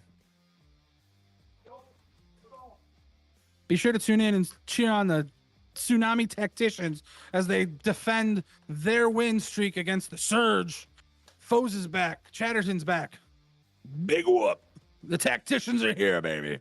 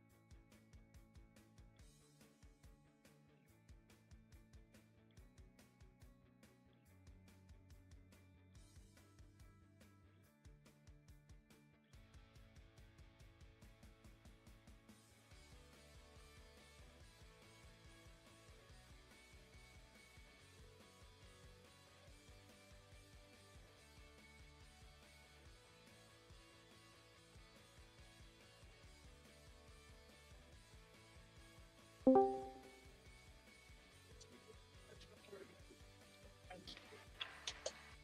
evening, Rfhl fans.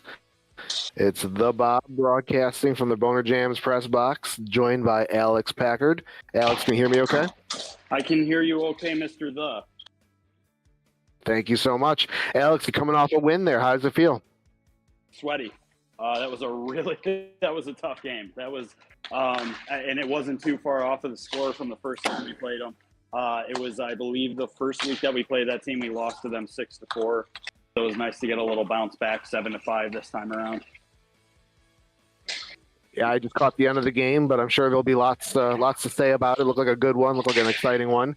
But we're here for the 8:30 matchup between the Tsunami Tacticians and the Storm Surge. Kyle Antillo's crowd versus Jesse Trito's squad. What are you looking forward to tonight, Alex? This is going to be an interesting one. I actually think this is my game of the week. Tsunami knows how to score goals. They've scored so many goals that it's a little insane, actually. When you look at the stats for this team, how many guys are up in the top like 20 and 25 for scoring is just unreal. Where they're lacking is in their own end, and we talked about it a million times. But if they can clean that up, this is a really, really dangerous team. And they're facing a Storm Surge team that I've also said a million times is a lot better than their record shows.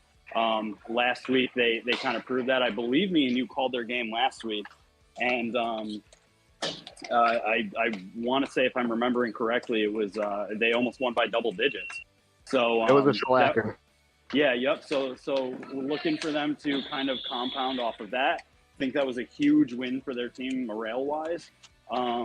And I think Brandon's going to be really busy tonight, but as long as Storm Surge can kind of keep that cohesive team unit going like they've shown the last few weeks that they can do, I think this is going to be a really tight game. I'm looking forward to it. I think this is going to be high scoring, lots of speed, lots of shots. Yeah, and since I'm holding my phone in my one hand, I can't use my fingers to count to 6. So I'm trying to figure out if both teams have their full squads. It looks like they do from up here. I'm seeing 6 in light blue or teal there, or whatever that color is. Do you see 6 in green as well, or are we playing full squads tonight? I see 5 in green, and I cannot for the life of me figure out who it is that isn't on the court right now. Is it Tom Veneers? He came in late. I saw Tom come in late. I saw Fos there. There you go. What a tandem we make. Two minds creating one there. There we go. We're on the same page. You got this to look forward to all night tonight, folks. So, I am looking forward to this matchup as well. I don't know. I think it's a coin flip. I think you're absolutely right. I think Tsunami Tacticians, much has been said, and I'm not going to say anything unique here when I say that their defense has to step up and help Tim out. And on the green side, on the Storm Surge side, I think they're underrated. They're 8th in the league in points, but they've only played as a full squad a handful of times, and I think that they've got more talent than their record suggests. So I guess I'm just echoing what you're saying, is we're killing time waiting for the puck to drop. Yeah, absolutely. Like I said, I think this game really. I mean, you can call me biased if you want to. I think this game comes down to goaltending, to be honest. I completely agree. It's going to be, whichever goalie has the better game. I think absolutely wins this. I'm getting catcalled by the Tsunami Tacticians down here. So you know what? I hope you guys lose. There we go. The announcers are now in favor of Storm Surge. We're not supposed to have a bias, but there we go. All night tonight we'll be calling in favor of Storm Surge. There you go. What were they catcalling you down there? No, I was just changing my shirt because I'm all gross and sweaty, and then I go, ooh. All right, looks like the starting lineup for the Storm Surge tonight is going to be John Chatterton, John Fos, and Tom Venero. Strong line there, all veterans.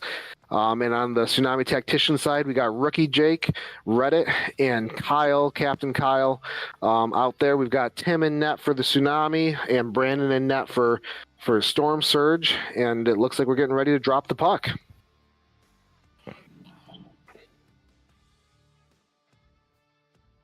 It sounds like there's a little bit of confusion down there, perhaps, or maybe just some Just some joking guys around. trying to get in some last-minute jokes. What a better time than the start of a hockey game. Just some silly gooses. All right, we start out with a quick save by Brandon. Fos with the puck, sends it over to Chatterton. Chatterton with Reddit on him, playing tight. He's got Veneer on the far side. Fos takes over. Kyle steals it from him. Reddit goes. Kyle is cutting towards the middle. Nobody on him. Plays it back to rookie Jake. Jake throws a high shot off of Brandon. Chatterton back, looking at his options. He sends it into the corner for Venero near my co-host here. Sends it back to Chatterton. Chatterton up to Fos. Fos says Venero on the far side again, straight across from him, but Jake beats him to the puck. Rookie Jake coming up with it. Chatterton showing him a little bit of veteran defense. Kyle with a quick shot, and Brandon with a nice save there. Absolutely. That was a huge save by Brandon. You love to see it. Yeah, a little bit of a windmill there, but it wasn't a gratuitous windmill as he's been known to do. No, I because you know what I'm gonna say. I think that save kind of took him by surprise a little bit. That's he's both goalies looking strong here to start the period, so that's good. That's always good to see. All right, Jake looking to make another shot here. Venero rather puts it into the corner. Jake tries to send up to Reddit. It looks like it might have gotten caught on the wall there. John Chatterton tries to make a move there, but has shut down by some defense. Kyle tries a low angle shot. Fos with a dangerous pass across the middle there, but was clear of any Tsunami forecheckers. Jake behind his own net here, looking at his options. No line changes yet of note. Reddit with the puck, going behind his own net now. Jake cycling through. Reddit's looking at his choices. He decides to put it on net. It looked like it got blocked up front. Kyle with a shot that gets easily turned away by Brandon. Fos with a quick shot the other way. Venero standing on the doorstep but couldn't get the rebound. We got rookie Jake with first sub here is Dan coming on for Storm Surge. Yeah, it looks like Shane maybe for Tsunami. Yeah, and big defensive play by Dan T right there to lock down rookie Shane. Rookie Shane has been Shane. I don't know names. They're a rookie Jake. That's who I'm trying to say. Thank you, Paul Fridman, for correcting me on that one. Yeah. Rookie Jake has been. I want to say he's fourth, fifth, third, something on the scoring sheet, which is just insane for a rookie. So if they can lock him up tonight, that's a huge win. Definitely high up there, probably a leading candidate for rookie of the season. We've got Fos trying to feed it to Jesse, but gets turned over by veteran Shane. Jesse with the puck here, looking over to Fos. Fos with that dragon shot. That's such a dangerous shot, but Tim with a good save there down low. Jake makes a move on Fos. Like I said, both goalies looking good early so far. A lot of really nice shots, and there you go. Of course, I had to start talking right as I was going to say it. I was going to say it was an initial great save by Tim. His paddle was looking real strong on those last few shots, and nobody jumped up to cover the attack here. I don't know exactly who got that one, but nobody jumped on the crease there. And Storm Surge are doing what they do best. They're very tenacious. Yeah, it looked like Dan was there in the crease, like you said. No, I blame the defense on that one. Good initial save by Tim. No defense to clear away the rebound, and Dan capitalizes. Jake has the puck here now. Jesse on him. Looks like we've got Ellen on the court, Rob on the court for Tsunami, Ellen for Storm Surge. So I think we've seen just about everyone now for both teams here as we've made some full line changes. I think rookie Jake is the only one still on the court from the beginning of the game here. Dan's got Jesse with him. Tim makes the save. Shane sends it up to Jake. Jake's got Rob in the paint, a little bit Rob and Ellen there in the crease. Another Shane's big defensive play by Dan T's stick right there too. I'm looking at him tonight too. It looks like he's really stepped his game up. And as you were saying that, Shane with a nice feed over to Rob. Rob with a great shot on net. You can't give him an uncontested look like that, and Rob capitalizes. 1-1. Oh, and I'm doing the score bug. My bad. 1-1 tie game. It's okay, Bob. I got the score bug. I finally learned how to do it. Week 9. It was about time. Oh, perfect. Thank you. All right. Let's see here. Looks like rookie Jake takes a seat and veteran Jake takes the floor. Always makes my job a little easier calling when there's only one Jake on the floor at a time. Reddit with the puck, Venero on him. Chatterton coming by to give some support. Jake takes a shot, gets turned away. Rob now with the puck, but gives it over to Reddit. Good pass. Reddit sends it a little high. Jake with the rebound, tries to get the rebound, but it goes on the back of the net. And frozen puck. Great defense so far by Storm Surge. It's Dan and John Chatterton both with a few blocks early on, really helping out Brandon down there, and they look really good right now defensively. Yeah, this is a strong defensive unit on Storm Surge that's on the floor right now. Ellen, Chatterton, and Venero all can play some strong defense. You know, as you were applauding Dan there, he did take a seat. But there's a quality opportunity there. Great defense by Rob on the other side. Chatterton trying to prevent the 2-on-1, and Brandon comes out, challenges that. Oh, I thought he had that in his glove. That was a great play by Brandon. He almost, if that puck was about maybe half a foot lower, he would have had that in his glove. Unfortunately, for everybody involved, that puck went about 20 feet over the net. So great positioning by Brandon, though. No, he made him. I'll try to salvage my call there, and he made him shoot high by coming out and challenging the shooter. And Reddit puts it past him there. Chatterton trying to get on the defensive, but couldn't get on the forehand. And 2-1 Tsunami Tacticians with 8 minutes and 20 seconds to play in the first period. Yeah, unfortunately for Brandon there, that's just a perfect shot by Reddit. And it's so hard to stop a moving shot like that. I harp on it all the time, is when guys kind of come through that three-point arc and they're moving to either their left or right and they let it go across their body like that, there's no way the goalie's going to make that save. Somebody's got to be on that guy. Yeah, Chatterton gave it a good try there, but just couldn't keep up with Reddit on that movement. Speaking of which, Chatterton and Reddit going back at it. Oh, puck gets centered over to Jake. Jake tries a shot there, goes wide. Chatterton up to Foast. Foast throws it off of Tim's pads. And Jake down in the corner with Foast giving chase. Chatterton and Reddit going at it again. Kyle called for it on the cut. Couldn't get it to him. Tom shoots wide over to Foast. Foast has the puck now, looking at his choices. Tim with good positioning and not giving Foast a lot of options. Reddit gets it up to Jake. Venero on Jake, but Jake's got a little bit of a step on him. Slows it down. Gets it over to Reddit. Reddit with I thought that was a perfect move, but Dan had even better defense on him. Kyle gets blocked by Dan, it looks like. Venero tries to center it over to Foast, but Kyle's on Foast there. Double team on Foast, but Foast gets the start off anyway. Rebound goes to Venero, and Venero puts it home. Again, nobody on Tsunami protecting the crease there. Yep, yeah, and it's something to look at for the next two periods for sure.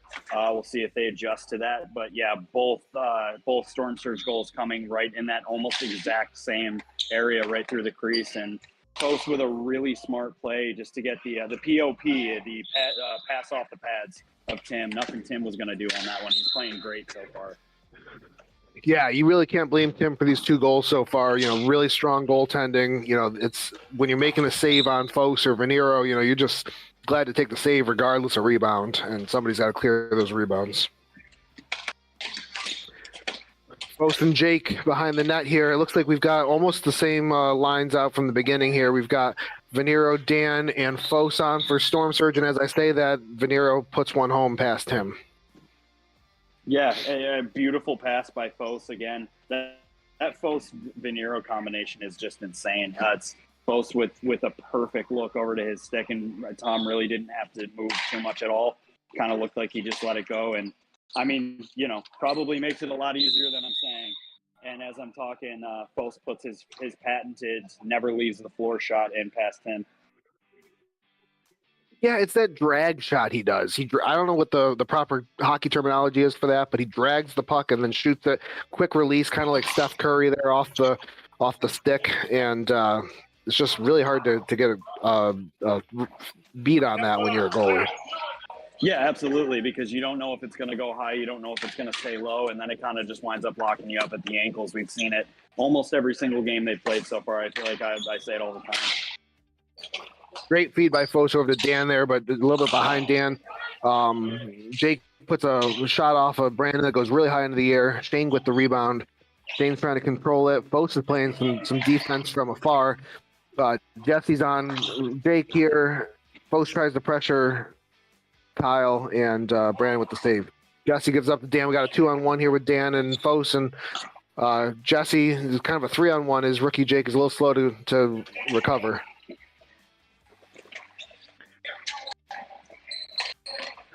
Can't quite see the action as it's on the near boards of me.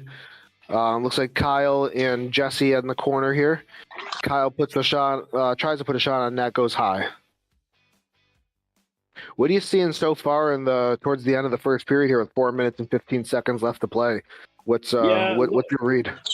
Looking at Tsunami kind of playing exactly how I thought they were. They peppered Brandon for sure. They're definitely not lacking in the shot department, but just kind of not like we've already said it a few times here.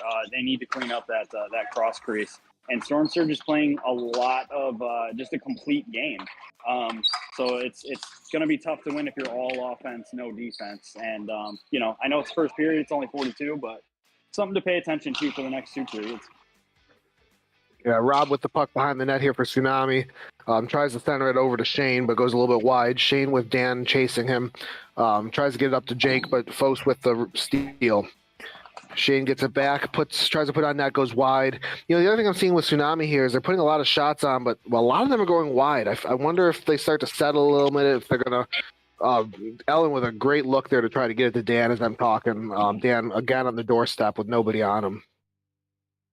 Yeah, but I think to your point, Tsunami's trying to play fast-paced, kind of do those rifle shots that Rob did get one past Brandon on earlier.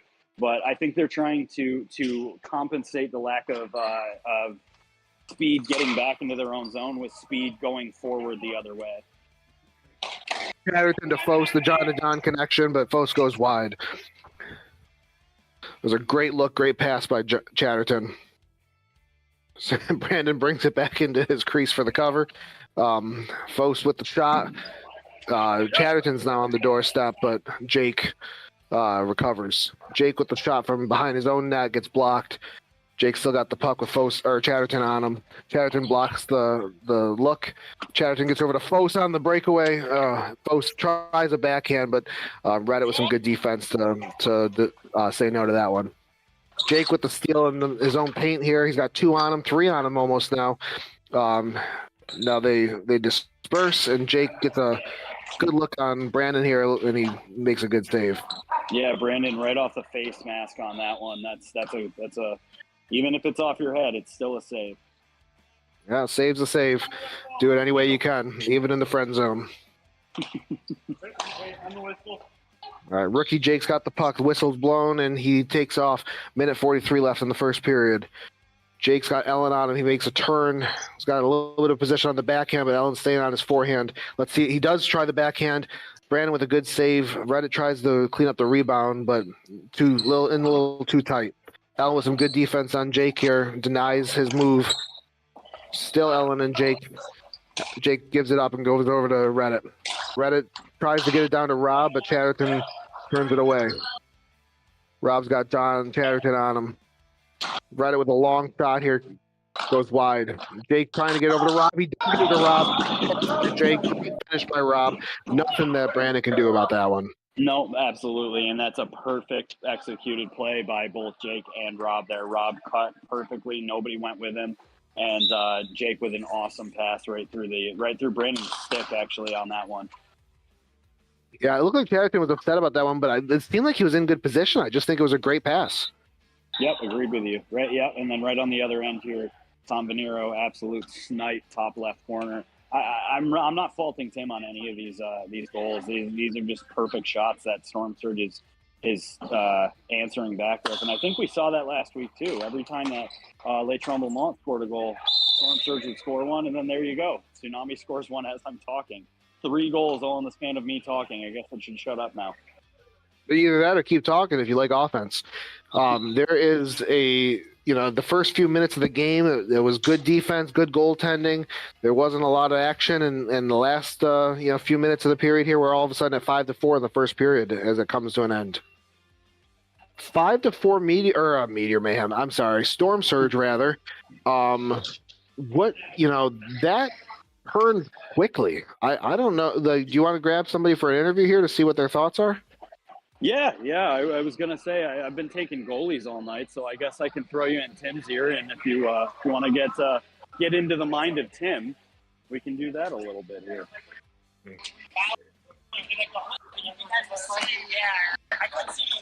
Put this in your ear.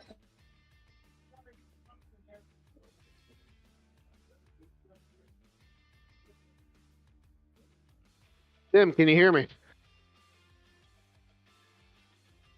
Tim, can you hear me? All right, we can't hear you. We've got no audio on you. Let Alex know that he needs to unmute or something.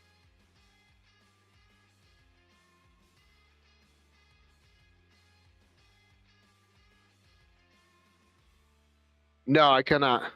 Let Alex know I still can't hear you. Hear me yet?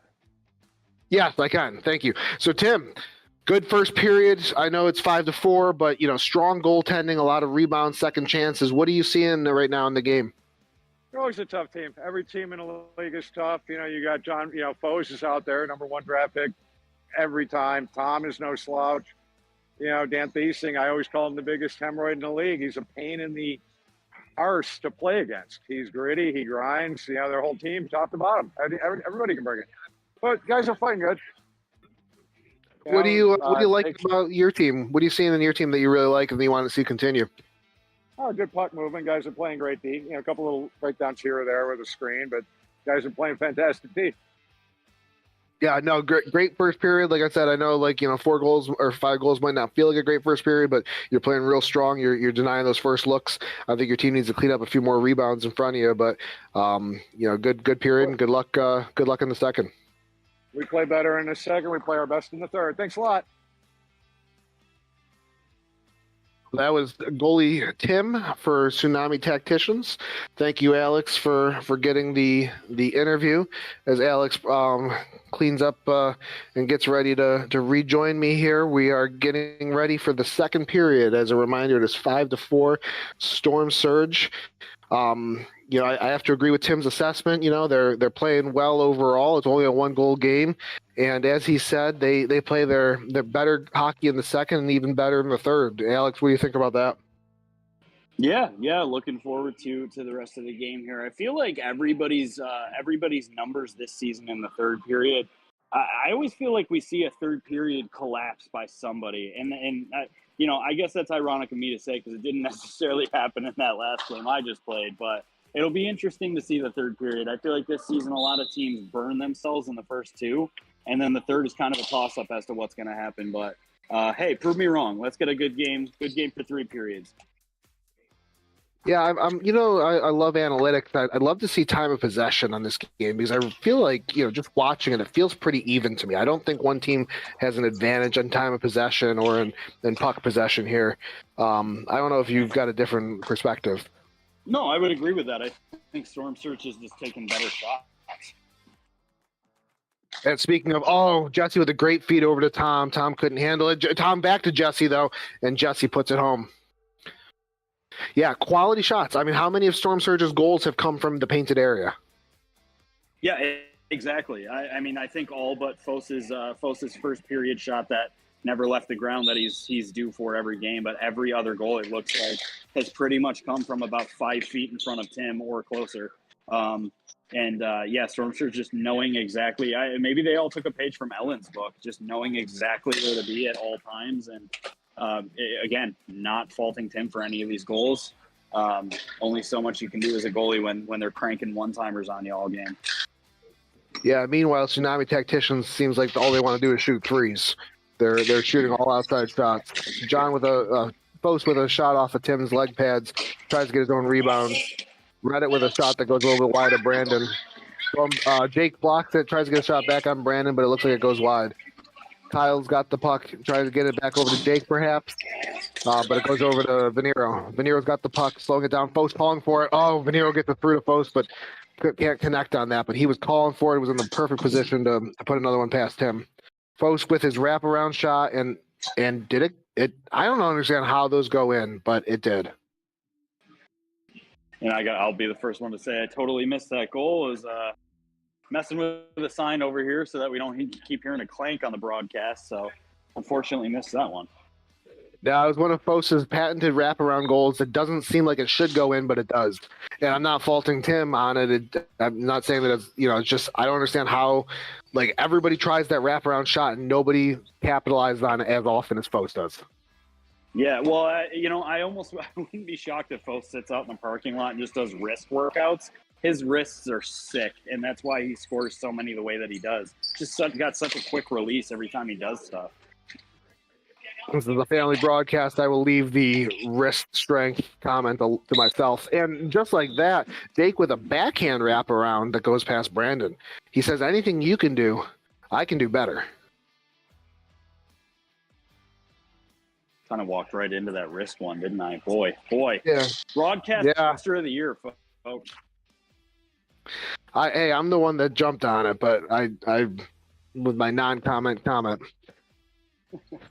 Fos with the quick pass over to Chatterton. Chatterton tries to get it past him, but looks like he misses the net. Jake with the shot. He had Kyle wide open on the other side of him. Rebound goes all the way back to their own zone. Fos and Kyle going out of here. Fos with a quick dangle past Jake and puts it past Tim backhand. That is the best goal of the night so far that I saw.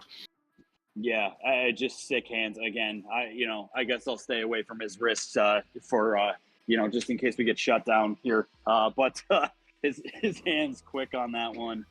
Sick little dangle through the legs of the defender over there in front of him, and just locked him up at the ankles like he always seems to do with his shots. Yeah, and he's not he wasn't going on a slouch defender either, or like somebody who doesn't know hockey. Like he put it past Jake there, had great position, but just a great dangle right past Jake, and then squares up directly in front of Tim, and Tim's got nothing but nothing to do except pray the rosary.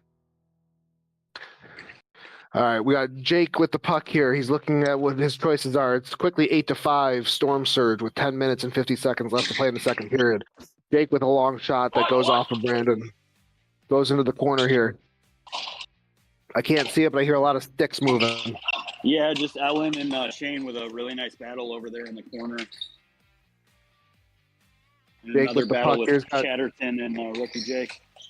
Oh, he had Shane posting up right in front of Brandon. Ellen's a tenacious defender, but she can't match, trying to push Shane out of the paint. And it looks like it might have screened Brandon a little bit. And at the same time, Jake goes top corner with just a perfectly placed shot. And I'm going to say, I think if Brandon saw that one, which I agree with you, I don't believe he did. I think that was going in regardless. That was a perfect shot up in the top left corner. Yeah, so Tsunami with a long shot does pay off for them. Rob's got the puck here. You can't give him an open shot. Goes a little bit wide. Shane with the puck here. Jesse trying to give him some grief. Jesse does give him grief. Seals the puck. And he's got Dan cutting, but he puts it on net, and Tim covers it up. Rob looking to move action quickly here. He brings it up to Jake. Jake's got Rob and Shane with him. He's got Dan guarding him, Chatterton, and Jesse on defense with Storm Surge.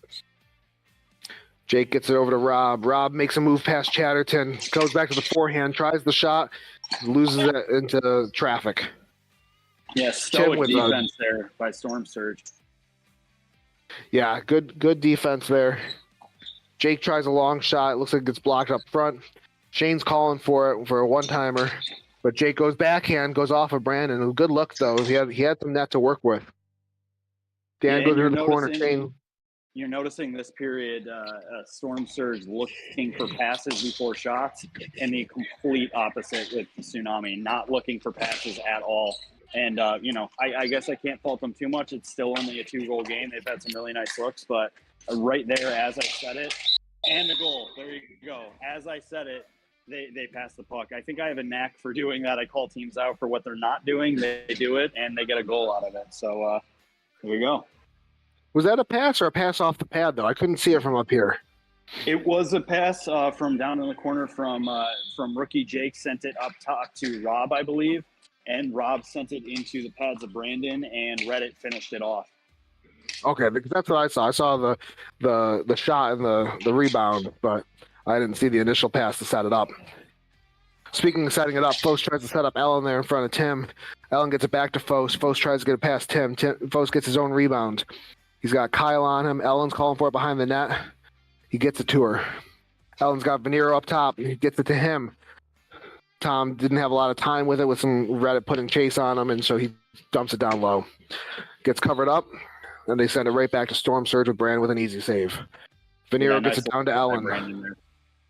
Yeah, Ellen with Kyle on her, turns it over to Jake, OG Jake. Jake puts it on Brandon. Oh, and I didn't even see that. How'd that go in? Was that a Venero shot? Yep, Venero took it up. I think nobody was expecting him to move. I think they were expecting kind of a patented Paul paradigm, plant your feet and look down and shoot.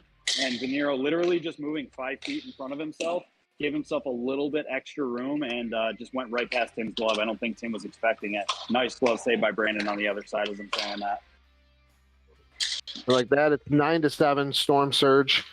Fos with a quick steal. Oh, he tried another dangle on Jake, and Jake says, "Fool me once, but you're not going to fool me twice."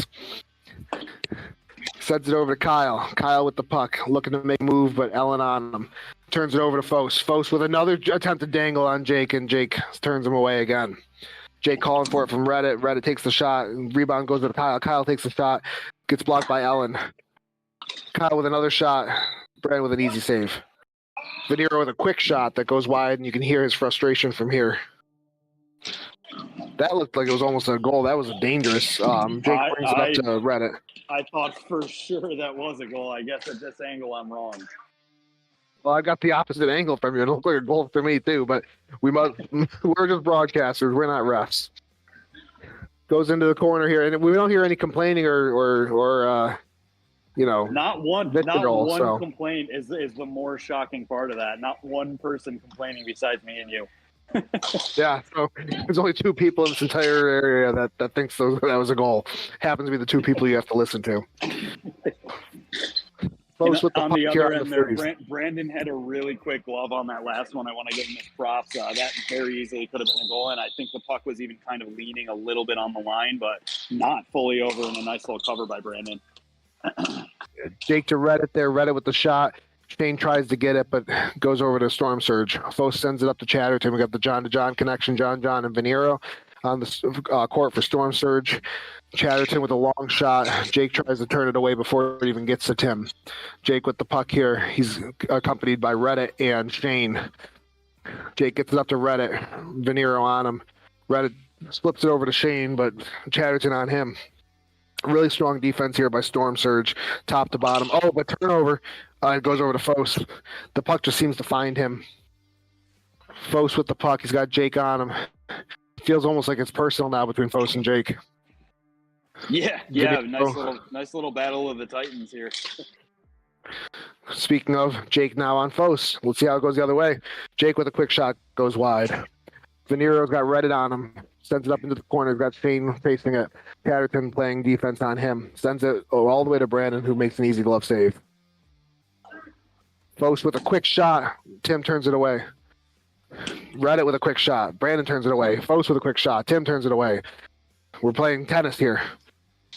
Turnover in the neutral zone.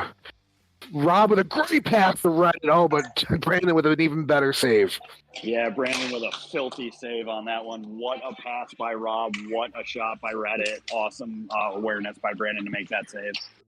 I want to clip that one for 3 great players doing 3 great plays.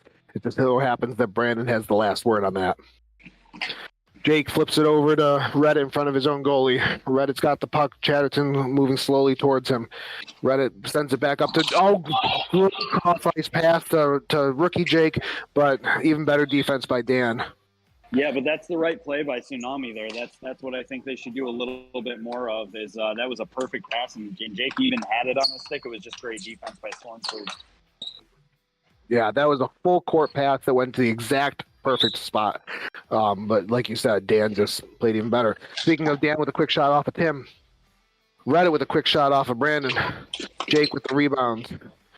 Rookie Jake's got the puck, tries to send it back to Rob, but Dan disrupts it, gets it to Rob anyway. Reddit's got the puck now, gets it back over to Rob. Rob's got 2 on him, gets it over, tries to get it back over to Reddit, but Jesse tries to dangle, and Tim with a good poke check. Yeah, Tim disrupting. I think that's the first time we've seen, as I'm talking, Reddit pokes one right in past Brandon's ankles. That's a great goal for them. That's a huge goal.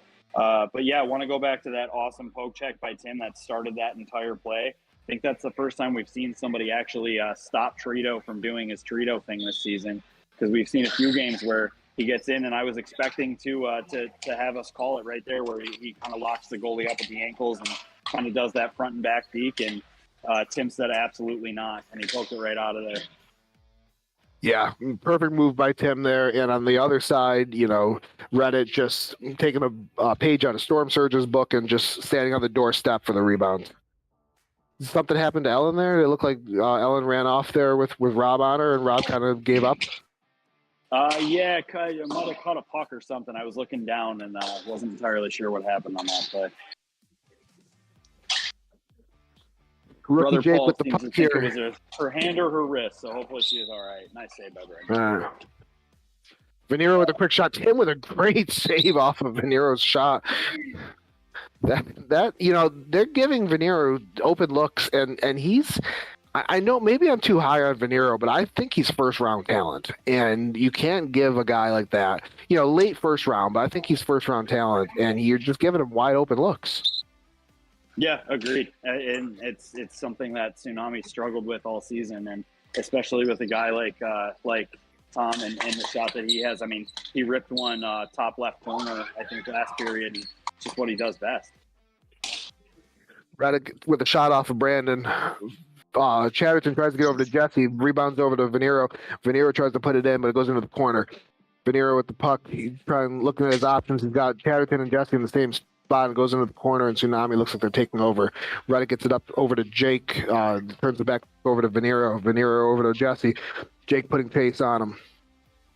Jesse up to Venero. Venero loses the handle, and it goes to Reddit. Both teams are starting to look like they're slowing down a little bit. 1 minute and 10 seconds left to play in the second period. Starting to wonder if they're getting a little tired out there. Yeah, like I said, it's always it seems to be a running theme this season where the third period kind of catches up with teams, and yeah, a noticeable kind of settling down of the teams here with a minute to go. I think they could both use a timeout or time in between periods. Yeah, even the goalies are getting tired because it looks like Tim wipes out there on Venero's stick. I don't know if that's a trip or interference or what that call would be, but the refs keep the whistle in the pocket. Jake takes a shot. Reddit tries to get the rebound. Jake takes another shot, but gets blocked high into the rafters. At the beginning of the game, we said this was going to come down to who has the better goaltending. I'm going to say it's going to come down to who has the better defense, because both goalies are playing well, both goalies are playing strong, and it's just who's going to leave their goalie out to dry. Yeah, and it's been a game of really nice shooting. I really can't fault. I think the goaltending is not indicative of the scoreboard right now, which is not something I always say. But both goalies playing pretty well right now for considering how good these two teams are on their offense. Yeah, I mean, we're definitely going into double digits for both teams, so it feels weird to say both goalies are playing well. But, even there at the end, Chatterton has the puck. He had a great backhand pass over to Fos. Fos had a good look there, and the defense shut it down. But if that puck had gone in, you couldn't fault the goalie for it. No, not at all. And, again, I agree with you. It feels weird in a 9-8 game to be like, oh, both goalies are standing on their heads right now. But I think they're both doing exactly what they should be doing. Knew going into it this game was going to be a high-scoring game. Knew it was going to be a close one. And I think 9-8 for 2 periods of the quality of shots that we've seen. Not a bad score at all for these two goalies. I'm going to try to grab Brandon for you.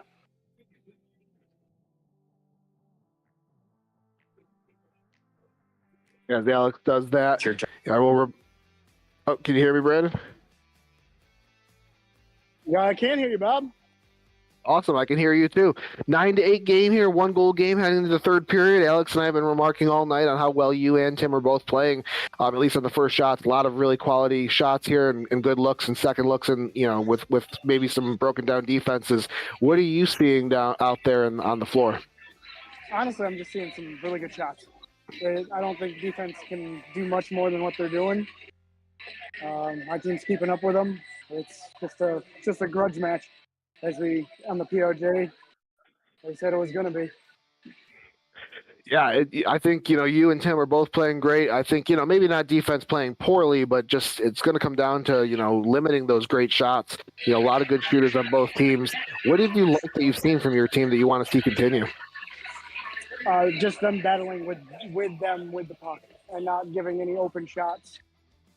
In the corners on the wall, blocking the shots. They're blocking a ton of shots for me, and that's amazing. But as long as they keep battling in the corner and not giving them free passes or free shots, we'll hopefully come away. It's been a really close game here. I don't think the possession battle has been won by either team. As we head into the third period and fatigue starts to set in, what does your team need to do to keep control of the game?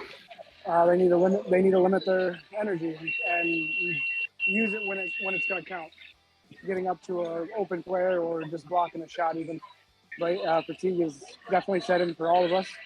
So hopefully we can get some more shots on Tim, maybe make him a little more tired than me. So. Sounds good, Brandon. Good luck in the third. All right, thank you, sir. That was goalie Brandon for Storm Surge. Speaking to you from the broadcast, Alex is heading back into the box, the sin bin, where he will be broadcasting the rest of the third period with me. We have 15 minutes to go in this game with a 1-goal game, 9-8 Storm Surge, and it has been everything that we build it up to be at the beginning of the game.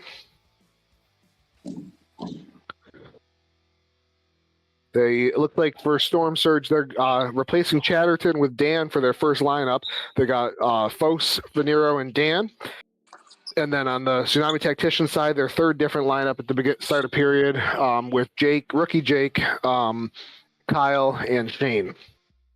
Venero with the puck, quick shot, gets blocked by Shane. Dan tries to poke it in, but Shane puts his body on him and prevents that from going any further.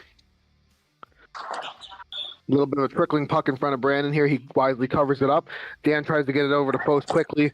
Shane blocks the first attempt, gets it to him in the second attempt, but it still ends up with Tsunami. Oh, loose puck in front of Brandon. Rookie Jake tries to put it past him, but Brandon with a good recovery there and some good defense by Venero. Yeah, that was great defense. Way to clear that out from Brandon. Venero gets it over to Fos. Fos with a quick shot off of Tim. I don't even know if it got to Tim or not, but it goes down to Tsunami.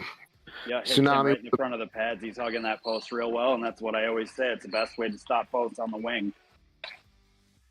Hug the post. Quick shot off of from Kyle that goes wide.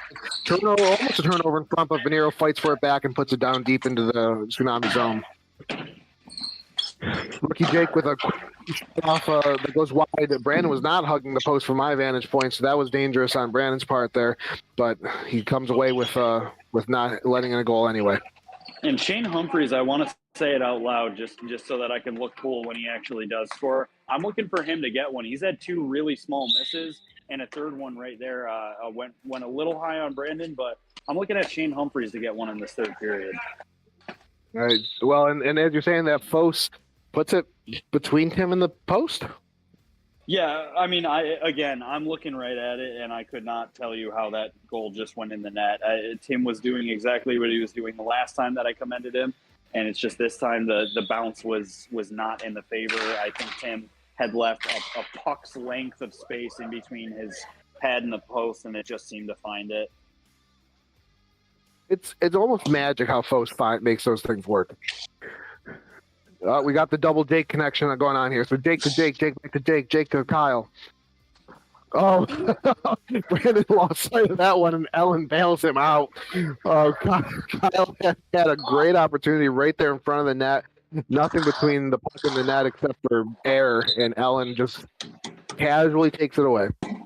And a huge, huge save by Brandon right at the tail end of that one. I don't know if the camera would have caught that one or not. It was so quick, but that last little shot went right into Brandon's glove. It was a huge, huge save. Great play by Ellen as well. Brandon's turned all the way around in his net. Kyle gets it up to Jake. Rookie Jake with a shot that gets blocked by Jesse. Ellen's got the rebound or in the corner there, but OG Jake gives her some trouble. Bose with the puck now behind his own net, and Tsunami backs off. Giving him a little bit of space, gets it over to Ellen. Ellen tries to get over to Jesse. Good pass, but Jesse can't find it. Gets a little bit tight on Jesse there. Jesse gives it back, tries to get back over to Ellen, but bad bounce off the wall. Rookie Jake gets turned away by the stick of Brandon. Rookie Jake gives it to thought he was going to give it to OG Jake, who was cutting, but OG Jake gets it anyway. OG Jake back to Rookie Jake. Rookie Jake with a shot. Looks like it was blocked by Jesse up front. Kyle gets the rebound. Right now, Tsunami is controlling, and as I say that, they turn it over to Storm Surge with a 2-on-1, back and forth. They're playing with him, and now finally another Tsunami player gets back, and it's just enough to come away unscathed from that one. And even so, I think that was more to the credit of the puck not sitting down for Post than it was defense, because Post really, really was locked in on that one, and I don't even think Kyle until his stick touched him when he came down on him.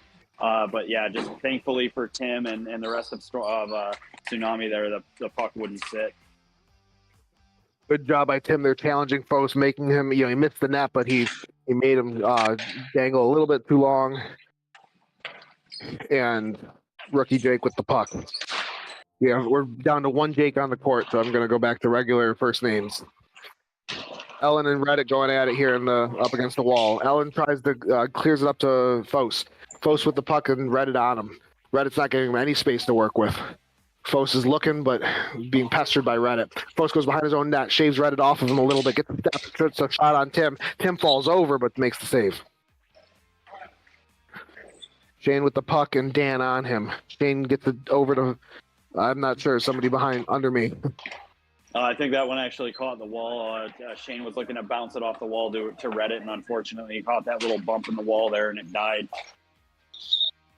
Brad with a quick cover post with an even quicker shot. Goes off of Tim into the corner.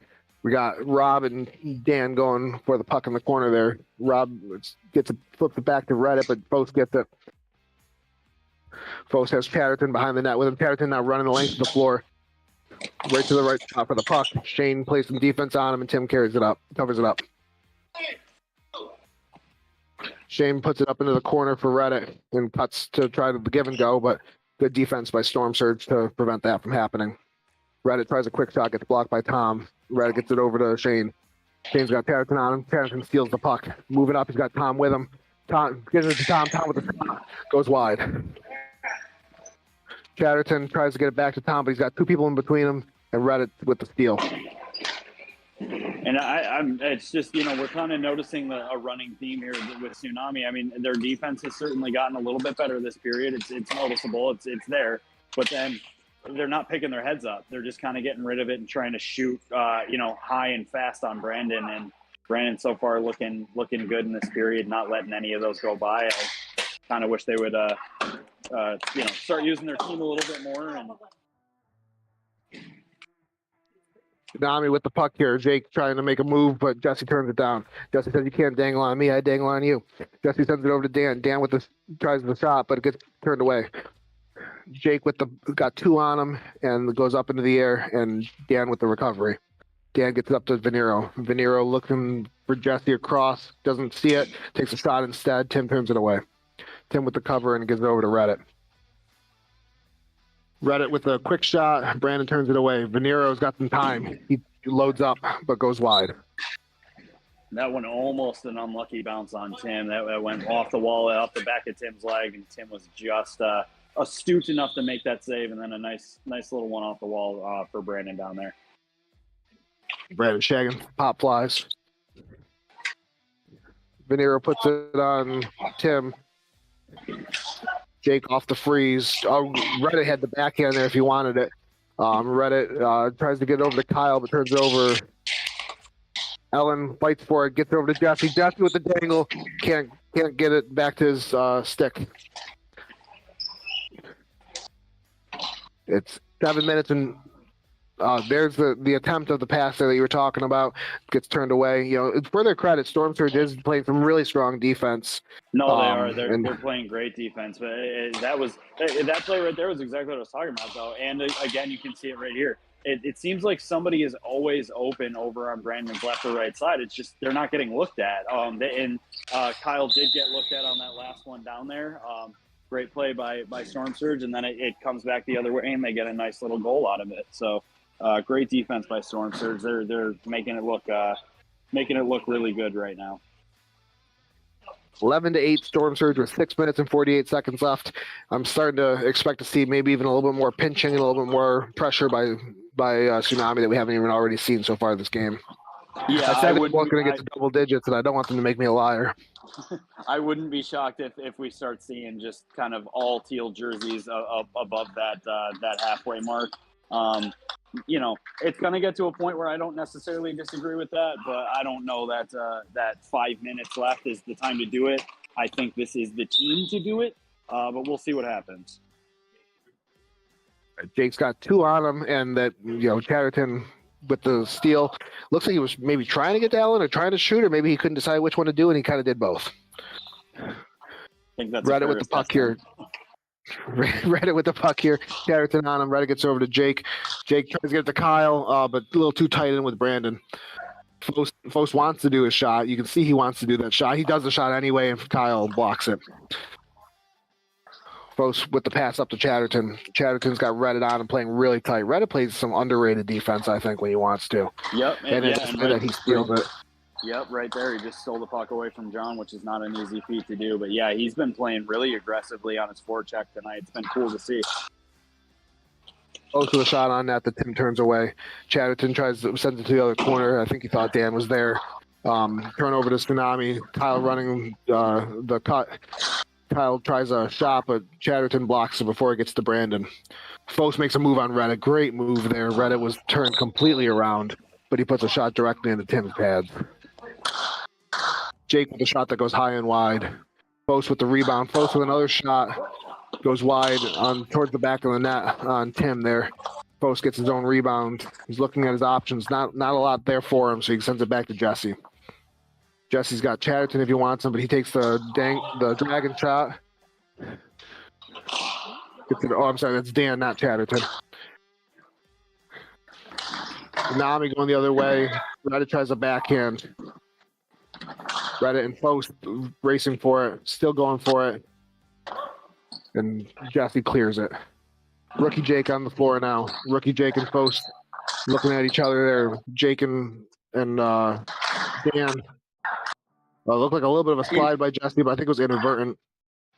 No, huge save by Brandon there. Kyle actually got a look over there in his sweet spot over on the side of the net, and that was just a huge save by Brandon. He stuck his leg out and got that one-timer. 4 minutes to play in the third period here. 11-8 Storm Surge. 4 minutes as of right now. Jesse with the block. Reddit got the puck. He's got 2 on him now. Jake is giving a little bit of space, but now Jesse's back on him. Jesse's daring him to go backhand. Jake turns it over to Shane. Shane looking at his choice, and Jake calling for it. Gets back to Jake. Jake with a long shot. And I don't know if Brandon got a piece of that. It looks like he did. On the whistle. Peel puck here on the whistle. 3 minutes and 30 seconds to play. Time is starting to run out for Tsunami. They're going to have to want to get something quick here. Oh, Brandon saves the puck in the stick. And Reddit still has it on his stick. A little bit of a high stick, but that's okay. And really nice save by Brandon there. His glove's been awesome tonight. Back to the teal again. 3 minutes and 4 seconds to play in the third period. 3-goal game. Jake takes a long shot, goes off of Brandon. Brandon with good position there. Venero's got a dangerous spot for Venero. You don't want Venero shooting from that spot. Shane gets it up to Jake. Ellen on him. Jake turns. Got 2 on him now. Fos and Ellen. He gets it over to Shane. Shane's got Reddit open, but he gets denied. Shane over to Reddit. Fos with breaks it up. Gets it to Jake. Down deep here, Reddit's chasing it. Gets another shot. And Tim covers it up. 2 minutes and 21 seconds to play. Slap shot goes wide and ends on the stage, but must have been tipped because it goes back to Teal. Starting to feel a little frenetic, starting to feel a little bit of panic in the air here, Alex. Yeah, and like I said, I mean, I know Jake just had a pass over to Shane Humphreys on the side there, and I think it got blocked somewhere in there, and another one now. I want to see more passing. I just want to see a little bit more cohesion. It just seems like every time Tim's given them a lot of freezes, and they're not really using them. They're kind of just head down shooting it and hoping it goes past Brandon, and there you go. And somebody crashes the net, and one finally does, but those long shots were not doing anything for them. They got to get down and dirty on those other ones, and they get a goal out of it. And like that, it is 9-11, 11-9 Storm Surge. 1 minute and 37 seconds to play. Venero answers right back, and it's back to a 3-goal game, 12-9. Yeah, bad giveaway there, unfortunately, for Rob. Tom's feet were too quick around his he was trying to get the puck around him, and Tom just kind of soccer stopped it and then kicked it right to his own stick and just buried one 5-hole on Tim there. I don't think Tim was even ready for that one. You got Tom on the floor. They're not letting their foot off the gas at all. Unlike your game, Alex, where the side hole was content to kind of kill clock. Storm Surge is still pedal to the metal here, trying to score more goals. Yeah, that's in those good side holes. You gotta love them. Or sinkhole. What are you talking about? Looks like Veneer goes down. Yeah. I hope that he's all right. Yeah, not quite sure what happened there. It kind of happened behind the play. Might be a hamstring, it looks like. I thought it might have been his ankle, but then I just saw him grabbing the back of his leg. Might have pulled a hammy on that one. Yeah, it looked no contact from my angle, so you always get nervous about that. Yeah, and hopefully he's okay. I mean, walking's a good sign. Give him some love here. Hopefully that's one he can just kind of go home and, ice up, shake off, keep it elevated, that type of thing. But at least he's walking it off, which is always a good sign. Minute and 10 seconds left to play in the game. Third period, 12-9, 3-goal game. Storm Surge's advantage. We've got Dan, Jesse, and Fos on the floor for Storm Surge. We've got Double Jake, Rob on the floor for Tsunami. The puck is dropped. Jake wins it. Gets it back to Rob. Rob with the long shot. Rookie Jake chases. You got OG Jake behind him. OG Jake with the shot. Brandon turns it away. Rookie Jake with the rebound. Yeah, the last couple of minutes, I know Tsunami's played a little panicked. Oh, Rob with a good backhand there, but goes wide. I know Tsunami's playing a little bit panicked, but they've really possessed the puck pretty well the last few minutes. Yeah. I mean, they're being quick on it, and that's you can see why so many of them are so high on the stat sheets because they take about 900 shots a game. And Fos scores on a turnover by the Jakes in the neutral zone. And that, my friends, might put it away. 13-9 Storm Surge, 4-goal game, 39 seconds left to play. That's weirder things have been known to happen in the Rochester Floor Hockey League, but this would be something to write home about if it happens. Yep, agreed. Yeah, just this Tsunami playing a little too haphazardly in their own end, letting Storm Surge get too many nice looks off. Everybody's just kind of in the right position for Storm Surge, and if Tsunami can bury, I think that was going to be it. If it was ever going to be it, but. Well, I jinxed them saying that both teams were obviously going to get to double digits.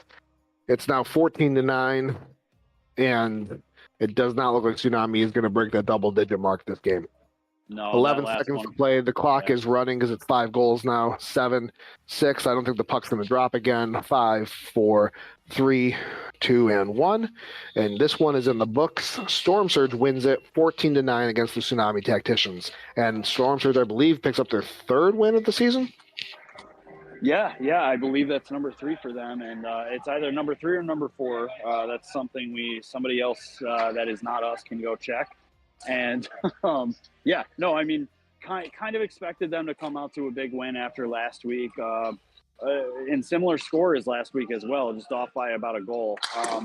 You know, not much that I think Tsunami necessarily did wrong that game. I think there's just so much that Storm Surge has been doing right the last few weeks. So they're a force going into the playoffs. They're going to be a really interesting team.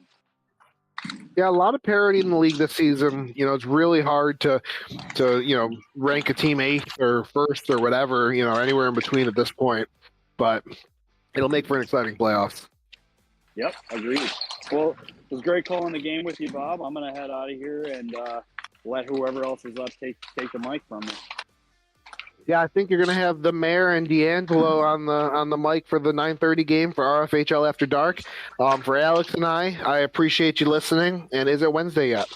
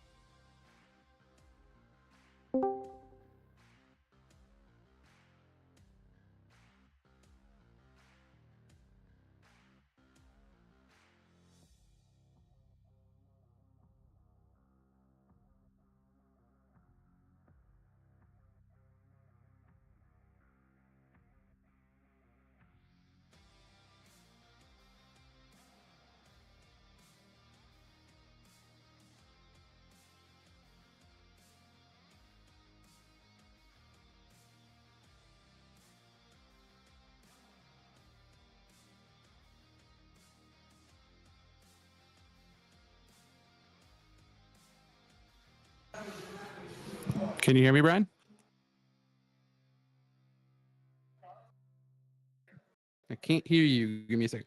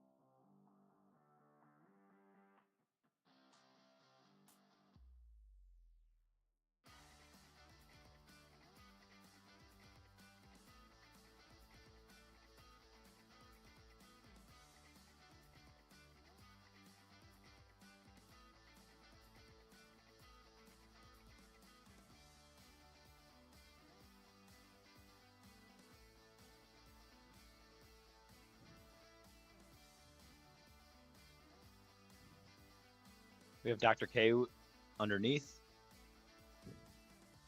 Shoots it over to Blotz, but Blotz with just misses.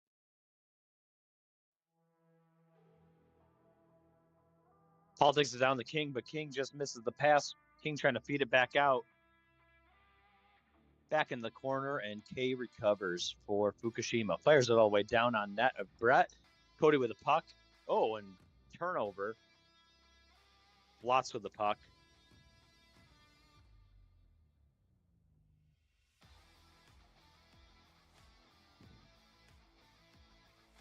Currently in my blind spot. Can't see Paul trying to request the puck over here. Hey, can you hear me, Rob?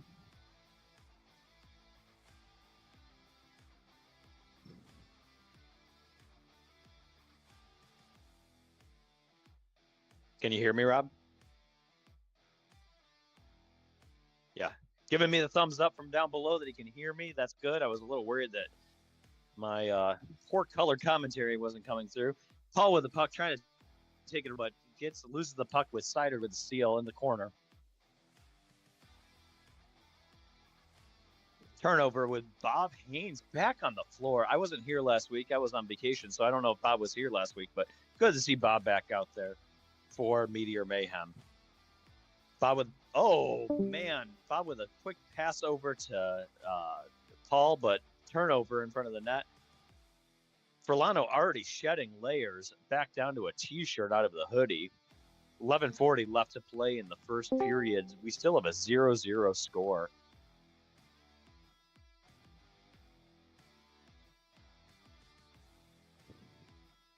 Rob checking in. Can you hear me?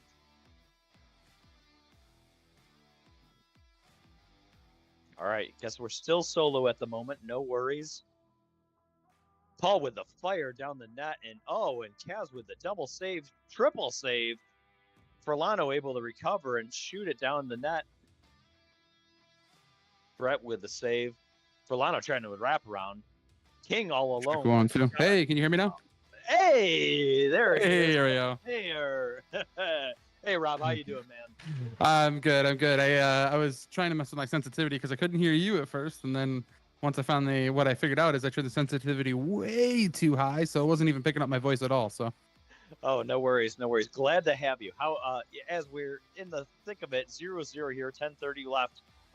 With Dr. K with the great block. Hey, how was I missed your game? We actually had our first ever team beer outing during our game. How did your game go here? Didn't go how we wanted it to go. I feel like we stayed neck and neck with Storm Surge, but I mean, the foes Jesse Tom combination was just exhausting by the end of the third period, and I feel like we just could not keep up with it, and I think we got gassed and ended up paying the price for it on the scoreboard. Yeah, that team's a team that's caught a lot of tough breaks, and I think we all knew that going down the stretch that Storm Surge was going to be a tough one. They were going to kind of figure things out. So I still think they're going to be I don't want to face them in the playoffs, I'll tell you that. Oh yeah, I mean, and even though they had a rough start of the season, going 1-6, I still stick to the fact that I called them a championship team on draft week. So Yeah, I'll stick by that. Hey, an 8 seed won it last season. It can happen again. We'll see how things go. Exactly. Yeah, we got Ramsey out on the floor now, behind his own net, trying to feed it out to Furlano. Furlano tries to feed it, but disrupted in the center by King. King takes the puck. He's at to Curry and just misses. I didn't get a chance to look at it, but what was the outcome of week 1 between these two guys? Oh geez, I have the stats here. If you give a little color while I'm looking it up, I can look up. Oh, I got you. I got you right now. I got it right here in front of me. Okay. Yeah, so week 2, it looks like we had Fukushima losing 9-6. Nice. 6-9, Nice. sorry. I love stupid inside jokes within our Google Docs and Discord. Stoppage of play. I did not see. I was too busy laughing. So we had a goal. Your middle school jokes. Who scored that? I have the stats here. Who's away? Away is Fukushima? Yes. All right. I'm gonna give one to Fukushima. If we find out that it changes, I'll fix it. But nope, Fukushima is the home team. We're not doing great right now. We're gonna fix it up here. But Fukushima is the home team. All right, we're changing this up. All right, I just changed the stats up. I changed the order. I think we're good. Okay, so Meteor Mayhem with the 1 point. I'm sorry, horrible broadcasting here. I did not even see who did that. We were too busy laughing at immature jokes. And and Blotz with the goal down low, always dangerous. I've been saying that all season that Blotz is always guaranteed a goal during a game. Did the same for our team last year with the Chompers. Just a good, gritty player on the floor. And, man, we have a tie game. Yeah, I mean, the Blotz is definitely one of those players that I was talking about it in the 7:30 broadcast. People tend to sleep on the 6th, 7th rounders a lot.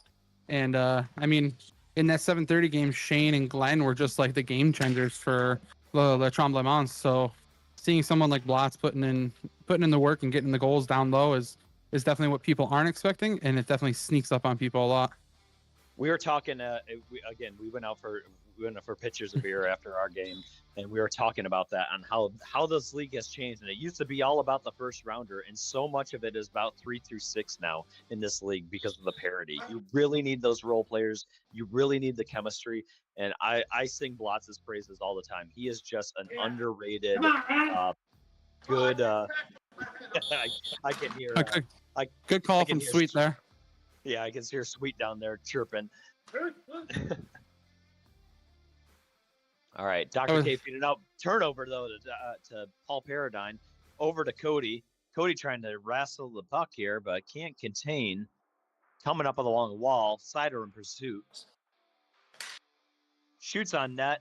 K with the turnover and grabs the puck, but double teamed in the wall. Fighting Cody. Cody wants an elbow. Oh, yep. I think he's gonna get it. I think he's gonna get a little roughing from here. Oh, Dr. K trying to argue his case, but it's not gonna happen. And I think we're gonna have our first penalty interview.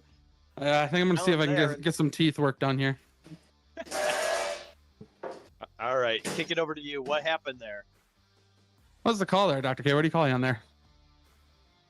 I don't even know. Doesn't even know. Well, I guess we can consult with Sweet there. We got a power play here. Paul with the shot on net. Bob trying to put it in, but get a hang up on the net. Furlano taking the freeze. 5:57 left in the period. Got about 50 seconds left in the power play. Oh, Furlano with a great move, but ricochets off of Cody's stick and goes up against the wall, and we got a freeze call here. I think it's coming back to Fukushima. Yep. 30 seconds. 30 seconds left in the power play. Furlano trying to make something happen off of Brett's pads. Great save from a distance. Sider in the corner. Sider controlling the puck. Good job killing this play. Sounds like we got 10 seconds left on the penalty here. Yeah, it's a current. I'll get that box for you, Doctor. It's the current look. You'd think it's a Fukushima power play. Jeez. Oh, Dr. K is out. Dr. K's out, and great penalty kill. Fukushima fully controlling that 1 minute of play. I don't know what happened there on Meteor's side, but Fukushima just dominated. Yeah, I'm just gonna say right now that was a slightly intimidating power play for me to deal with over here in the penalty box. he came over and I said, "What are you in for?" And he goes, "I don't know," and just did not look like he wanted to talk. So I gave him about 10 feet of space and let him kill the penalty. I don't know if I've ever seen I don't think I've ever seen Dr. K with an actual believing he had a penalty. So that doesn't surprise me. But all right, back to the play. Oh man, Furlano with trying to slap shot 2 feet away from the net against Brett. Feeds it out to Ramsey. Ramsey trying to trap. Oh man, and Brett faces the Dr. K garbage hole trying to grab there, but it doesn't. Not out. And this Cody with the puck. Go ahead. That's the kind of grit that I feel like we all predicted from Fukushima this season, is those down low, jam the puck in as hard as you can kind of goals. Absolutely, yeah. I mean, this really is two very different style teams here. We have 1-1 with 3 minutes and 51 seconds remaining in the first period. But, Rob, you faced both of these teams. What do you think Meteor has to do to withstand the grit of Fukushima? Well, Fukushima is actually one of the few teams that we actually beat this season. And I would just say that the best thing to do is not play their game. Do your best to not get into a trap, stay composed, possess the puck, and try and move it around, because I mean, Kaz is a phenomenal goalie. You're not just gonna target shoot on Kaz. So you gotta be moving the puck around, and I think Meteor has got that mindset. They are an old head hockey team with a lot of knowledge, so they know exactly what to do to move the puck around and get those availabilities and openings on Kaz. Yeah, right now Meteor Mayhem and Paul Paradigm leading the league right now with 38 goals, 49 points in the league. Actually tied with folks with points. We got Furlano and Good call from Sweet there. It's not what she said either. Yeah, it works both ways, man. Wow, we got two penalties right now against Dr. K. I get it. Thank you. Rob, we're picking up some of the feed. I will not make you talk. Don't worry. I got you covered here. You do not have to color commentate for this next minute. Just lay low and, don't worry. Survive it. All right, we got Furlano with the puck. Again, let's see if they can make the magic that they made last power play. Oh, King with a turnover and Paul with a shot, but Kaz with a great save here. Meteor trying to put something together after the rough penalty kill from Fukushima last go around. Fukushima fires it all the way into their end. Furlano protecting the puck. Oh, trying to outmaneuver three players and jam it in, but Brett with the save underneath his pad, and man, Furlano thought it was in. 2 minutes left in the period. Bob feeds it to Curry. 10 seconds remaining in the power play. Curry feeds it across the Bob, but can't contain. Bob trying to set something up in the last seconds here. Over to Curry, but Ramsey fights it up, and Dr. K back in. Rob, how was that? How was that? It was just as tight as it was last time. It's definitely there's definitely a little bit of there's an understanding and an uncertainty of what the penalties are going on here. Dr. K is he's getting a little bit too physical with his hands, it's not more or less a battle for the puck. It's a push and play and a push and play. And Dr. K is not agreeing with that call. I apologize for the Schadenfreude up here with your situation down there, but it makes for good broadcasting. We got 1 minute left in the period. Paul trying to make something happen. Still 1-1. Good back and forth. Oh, great save by Kaz. Almost went 5-hole. Brad. Another great call by Sweet there. Yeah, Sweet's got his work cut out in this game, I'll tell you that. Kaz standing in the butterfly, 30 laying down seconds. low and facing the Paul Paradigm long shots here.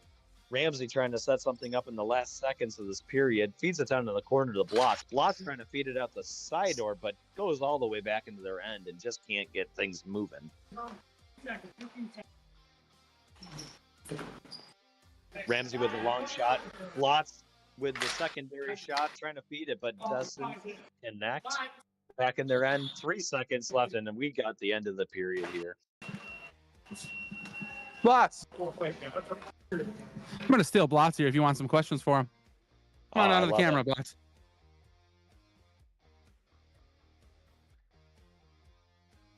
Good first period. Make sure you look right in the camera there. We have 1-1. Is that headphones? Since you can put that right on him? Yeah. All right, Brian, Hey, you got Blotz here if you got any questions for him. Yeah, Blotz. How do you feel your team? How do you feel your team functioned in that first period? We got a 1-1 game against a very different team in Meteor Mayhem. What do you think you have to do to kind of extend the stretch this out here?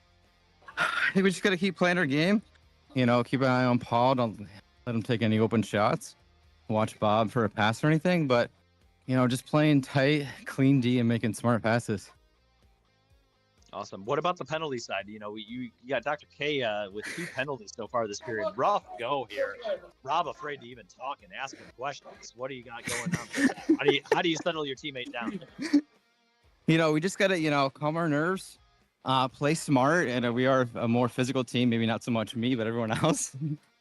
But, they're a bunch of big guys. So, stuff's going to happen. Just play smart. And don't let your emotions get too high. Awesome. Well, thank you for your insight. Appreciate it. Good luck in the second period. Thanks, Brian.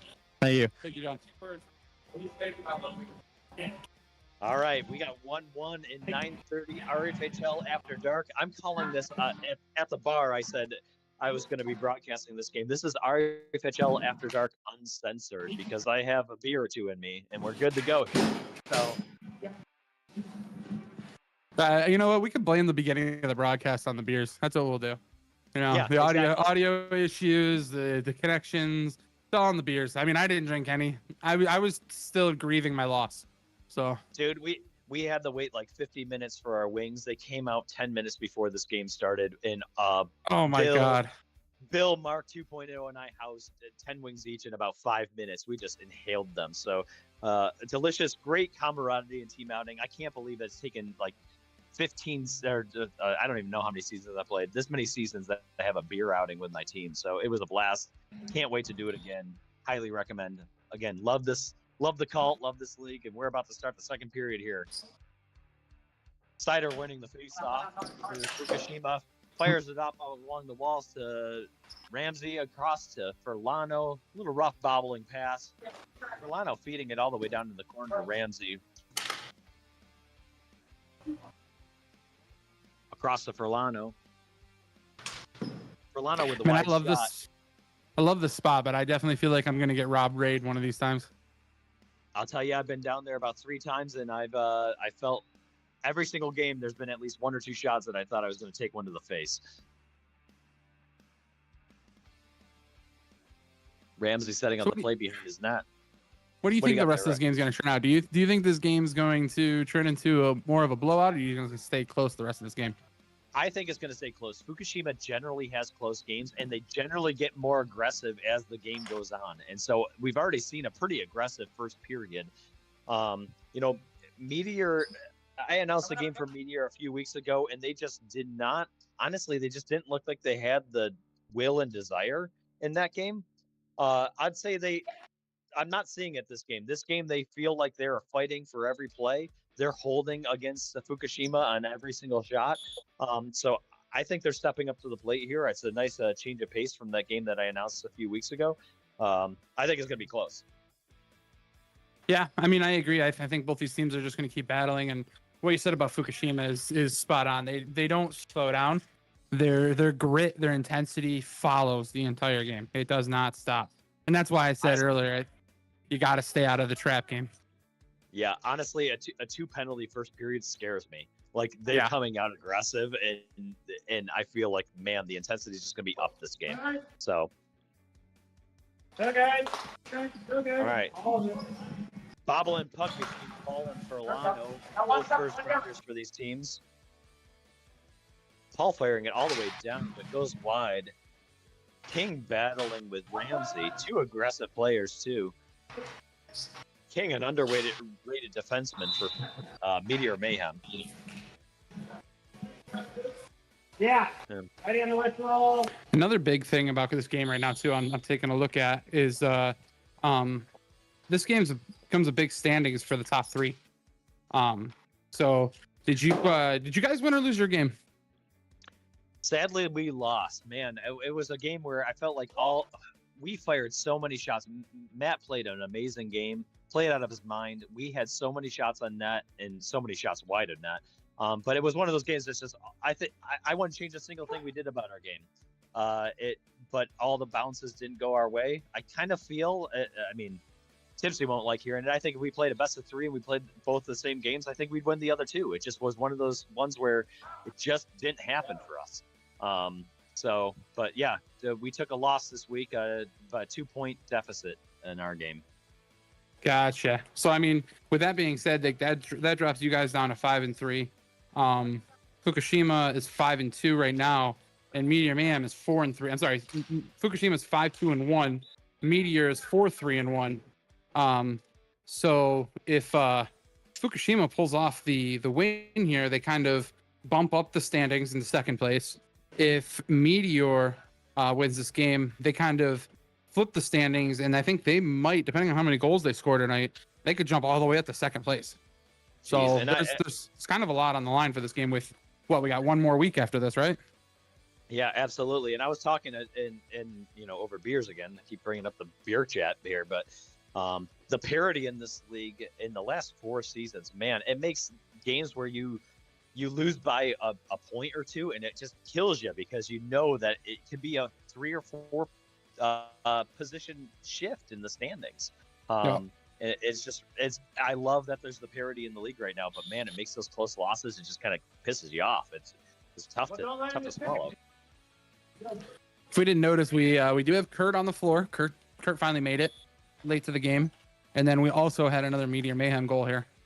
Meteor is up 2-1. Meteor's up 2-1 again. Second time in this broadcast. I couldn't even tell you who scored because we had such good conversation in chat here with Rob the Mayor down in the box on the floor. Stop talking. I love that I'm picking up the sweet comments. Another good call by Sweet. Yeah, Blot's stop talking. Blot's down low behind his behind their net. That's enough. That's your last. That's enough. You do something from behind. Stop. I got to call. Stop making contact. I tried to mute myself at one point, but my Discord's freezing on me. So no worries. I prefer the hot mic. Man, Brett with the save and didn't even know where the puck went. He knew it ricocheted off of him, went over the net, and then driving around trying to find it. They're looking at me. Hey, these guys are getting a little frustrated here on both sides. Yeah. I feel like. I mean, and I got to be honest. This isn't a blame the Zebras game, in my opinion. No, not at all. I think the Zebras are playing this perfect right now. I think the comments I'm hearing out of Sweet. Oh my God, man! Blotz with another goal. Blotz with his second goal, leading his team right now. I mean, he's the sole offensive power right now for this team. Just sneaks one past Brett Rfhl. It looked like. Rob, you were down there. Never gonna do that again. Dude, I couldn't see where it came from, but I just saw Blotz crash in the net, stick down, like everyone always tells you when you're growing up. and just a beautiful play right up to the front. Blotz was right, the backhand stick just right between the legs of Brett. Beautiful play.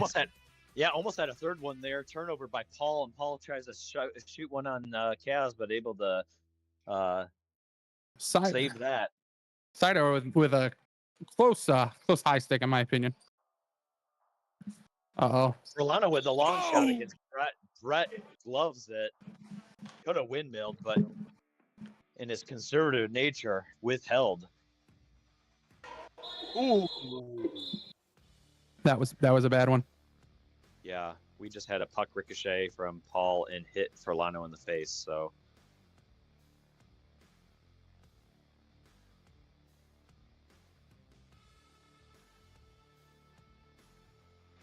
This is not a good one.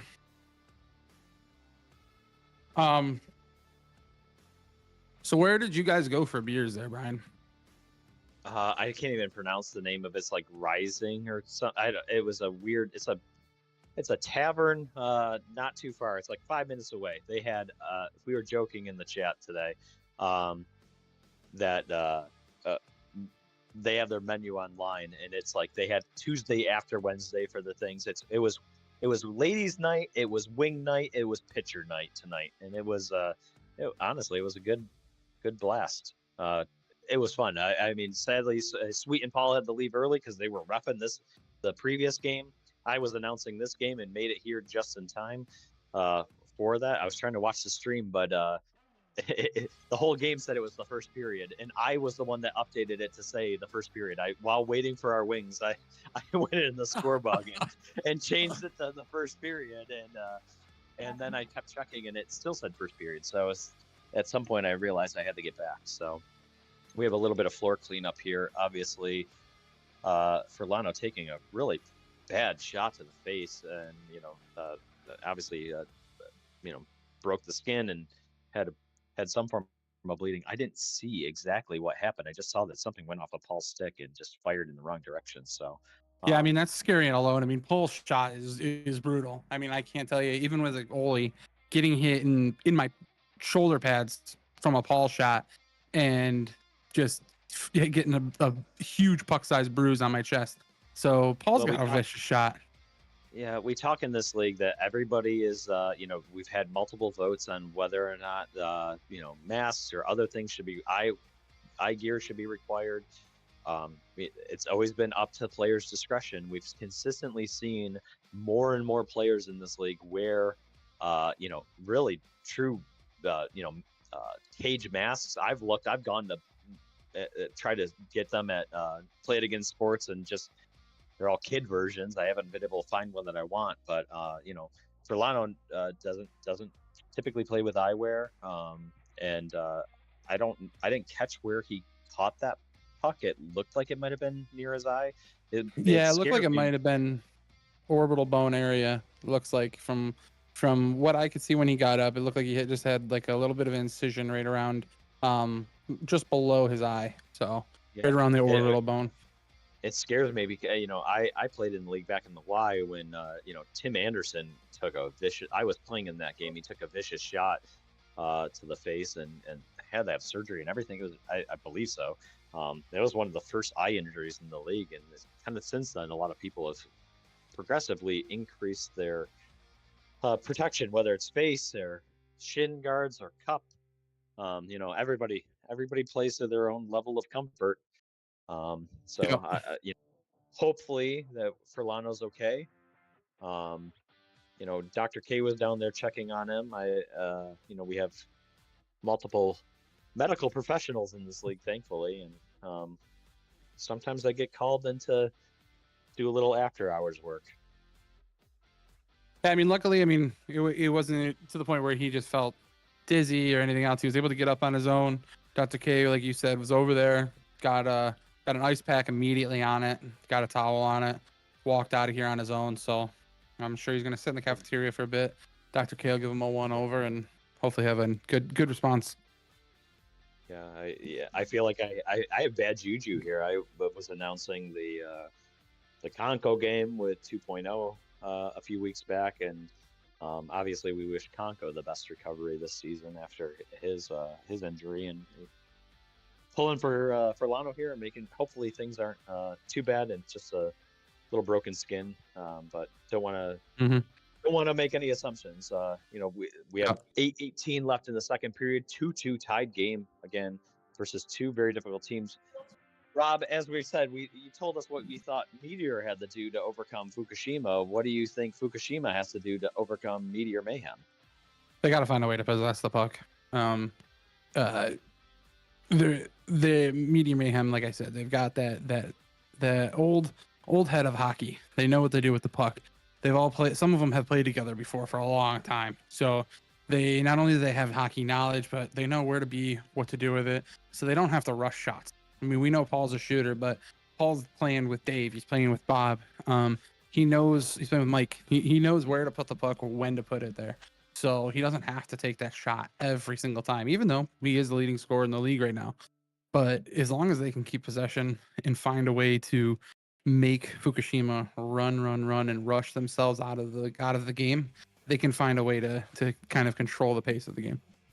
Yeah, despite being probably the highest average age in the league, they definitely have energy. They don't taper out in the third period. I mean, obviously Paul plays in multiple leagues. I don't know where his fountain of youth comes from. King is the same way. I mean, King just can run the floor 3 periods. So it'd be. I think they're trying to find a sub, maybe, because I think Dr. K is also going to step out, possibly, is what it sounds like. Gotcha. I was curious. Sorry for pausing in the conversation, but both teams were gathered along with Sweet and Chatterton trying to figure out what was going on here. It looks like they're trying to. Yeah, it looks like that's kind of it looked like Chatterton was asking Brandon or Paul if either one of them can play, or maybe even Glenn. I'm not too sure, but it looks like Furlano and Dr. K might be stepping out, at least for now. Well, that makes me think that there might be some stitching up that needs to happen over here. Again, we got 8:18 left in the second period, 2-2 game. Not to talk about injuries too much longer either, but I'm hoping for Tom, hoping the best for Tom and recovery for him at the very end of our game. There was probably maybe a minute and a half, and he just took off running and he fell on his own. He felt something in his calf pop. So hoping for the best for him. Not too sure what might have happened. Furlano looks like he's leaving right now. Yeah, looks like he's got something, got some bandage on his face, stepping away. Never like to see that. Furlano, obviously one of the better players in this league, just a good round guy. Never like to see anybody get injured here, but glad he's walking out on his own accord and taking care of himself. Obviously, we all have families. We all have people that we got to go home to. We do this league to have fun. We do it for the camaraderie. We do it for the cult. And ultimately, the most important thing is that we all go home, healthy, not, ignoring the standard bruises that we all go home with, and, change color throughout the week. I mean, that's a sense of pride, but we don't want anybody to get truly hurt. Exactly. Yeah, and it looks like Paul is gearing up on the stage. It looked like I saw him putting his shin pads on. So that's gonna change the gear here. I mean, now you got one of the most prolific shot blockers in the league playing on this team. So I mean, where he lacks in the grit that Fukushima has, he's got the shot blocking. So I mean, I mean the difference. Okay, so looking at the stats, notwithstanding today's earlier game with Paul, but Furlano has 13 block shots, but he has 33 points. If you scroll down in the stats, Paul has 14 points, but 56 block shots. So it's literally like the polar opposite. Like, Bizarro Furlano is really what we have going on the floor as the replacement here. Yeah, and I'm interested to see what's going on with Dr. K. I haven't seen him on the bench yet, so I don't know if he's coming back. To me, it'd be kind of odd that they would have Paul sub in for this game if they're only going to be losing one guy. I mean, based off of the sub rules, you know what I mean? Granted, both teams are full teams right now, I believe. But it just would be odd to me that they would be having Paul sub if they're only down one guy. So I'm wondering if Dr. K might be leaving too, or not too sure what's going on. Yeah, Maybe I'll get some information from Sweet when he comes over. All right, sounds good. Yeah, I appreciate it. Sorry for the long delay here and bearing with us as we navigate, not always knowing the answers here from the. Can't even remember. What do we call it up here? What is it? The something jam? Boner Jams press box, I think, or something. Yeah, It's called 2.0. He knows. 2.0 knows the answer to that one. I know he knows. We literally said it like 5 times earlier today. The Boner Jams press box up here. I don't even know what we call it down there. It's a Rob Ray something. Floor box. Should be the target zone. We got back into play. 8 minutes left in the second period. 2-2 game. Fukushima down their number 1 now, possibly their number 2. Yeah. Meteor controlling the puck. Oh, losing the puck along the door there. Curry regains possession, fires on net, and Casper. What's the word down there, Rob? I hear you chatting with Sweet. Yeah, so I got some insight on it. So Dr. K is still here. They're just playing just to even out the teams, full teams. We got Paul coming in for Furlano.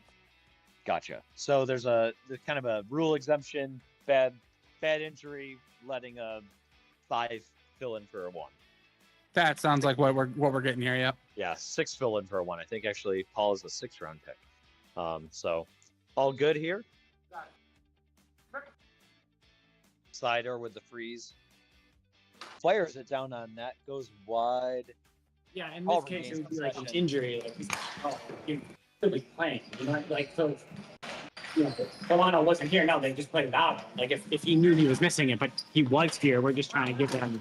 Red could decide after the period and be like, nah, we're good with just the 5, and cool, they can stick with that, or they could have him play. I don't know. We'll see what they. Did you get that? Yeah, I got that. Appreciate it. Man, I love the hot mic tonight. It's good. It's a lot of good insight, a lot of good commentary. Good sportsmanship on Meteor Mayhem's part. I like seeing that in this league. Ramsey trying to set up the shot. Goes right wide. Paul regains possession for Mayhem. Mayhem fires it all the way down wide again. Little bit of dump and run kind of game going on right now. I think both teams just trying to feel it out after the long break. Might have actually been helpful for Fukushima's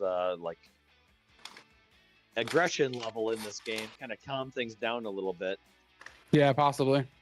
Get a little fresh air, cool down, calm down, slow down. Yep. Kind of puts things into perspective. Up along the boards. Dr. K trying to backhand it in past Brett, but can't make it happen. Paul regains. They're fighting in the corner. Paul behind his own net. Feeds it down to Cody. Cody, nobody on him right now. Tough angle. Goes wide. He had all the time in the world to figure out what he wanted to do there. He really did. But, kudos to Kaz just kind of stacking up and cutting the angle and not getting him many options there.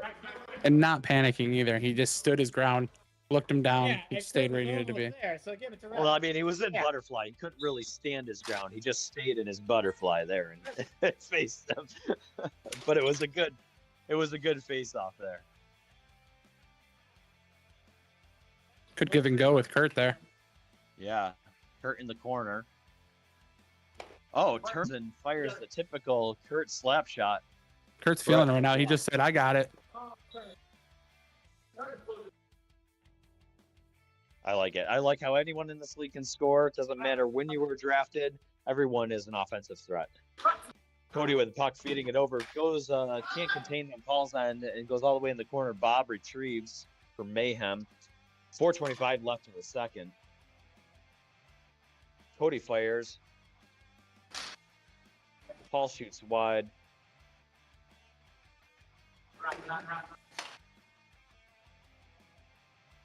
King tries to take it around the world here. Kurt just keeping with him. Ooh, props to Kurt on that. Just running with him. Absolutely.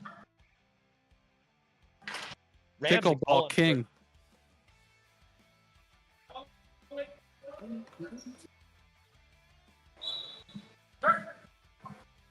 Kurt taking the freeze here. Kaz with another great save. I mean, this has been honestly, this has been a showing from both goaltenders, really holding their ground against some pretty aggressive attacks here. Even Great there, save by Paul Kaz. Paul right in front of the net, and Kaz with 2 saves.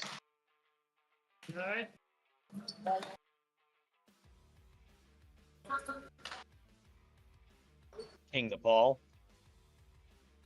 Paul trying to shoot, just goes wide. Cody feeding it down the Paul Ramsey trying with to a block get there. Yeah, Ramsey with a block. Paul trying to get the backhand in the paint. Just doesn't happen. King sets it up from the point, feeds it to Paul. Paul uncovered at the moment, but can't. Looked like Kurt had a block there. And we have a freeze in the back of the net. What a defensive game we've got going on here. Really is. I mean, what was the end score of your game? We had a 4-6 game. Again, another goalie outing. Ours was 14-9. Oh, okay. I believe. All right, so a little bit higher than these 2 games. Yeah, and the 7:30 was a low-scoring one as well. Yeah, we've been Alec, talking, actually. Scoring's been down in this league this season. It looks like the goalies, really, I mean, are just playing great. I mean, Alex, goaltender, candidate for goaltender of the year. Just I feel like in the 7:30 game, just had an absolutely stellar game. And that's coming off 2 weeks ago, at least, where he had probably the best game I've ever seen him play. I mean, that was insane. Oh, I think Ooh, Cody man. just outdid Kurt there. Yeah, he kind of just broke some ankles there on that. I think Kurt might have been looking for a call, but that was just good puck work. Yeah, I think I see some of Kurt's clothes over in the corner. We might want to go check and see if they're over there. Oh man, sorry Kurt. When you listen back to this. Now we're at 57. All right. Did you hear that fun fact? No, what was the fun fact? 64 goals. We used to be at 64 goals a week. As of last week, we're at 57. Ooh, okay. So, all right, we just got a resident AI here, and Sweet, the zebra for the game. We got Dr. K back out there, getting out to the sub. Paul. Oh my God! The side door. Oh my goodness! What did you? Who's on YouTube? Clip it. Somebody clip it. I know what I'm doing tonight. There's at least three clips from the 7:30 game I got to go back and get, and that's going to be the one from the 9:30. I think that was a beautiful play by Fridman down low, and what a save. Yeah. Highway robbery there by Brett. Just amazing save on his part. Paul steals the puck in mid-court. Down. 45 seconds left. Gets hung up on the door. Sider door in the corner. Trying to work it around. Congestion with Cody. Cody steals the puck along the wall. A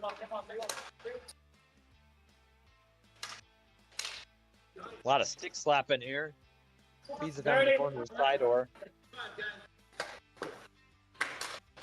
Dr. Che trying to sneak one in from down low, but turnover. 20 seconds left. Good call here by Sweet.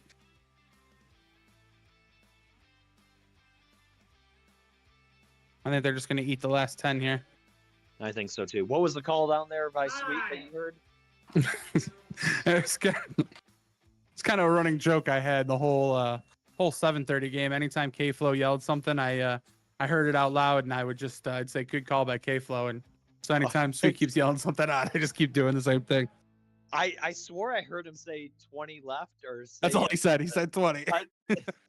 And then when he said good call by Sweet, I'm like, I must have misheard through the mic. I mean, I thought maybe he called Cody on something, but no, you're just okay.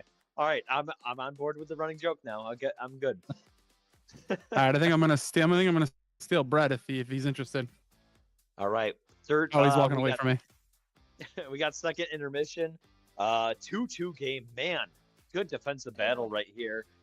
Good goalie who stands out here. All right, see if he can snag someone. If not, I don't know, snag anybody. Snag the stat keeper for all I care. Whatever you got. Oh, I got the goalie. All right.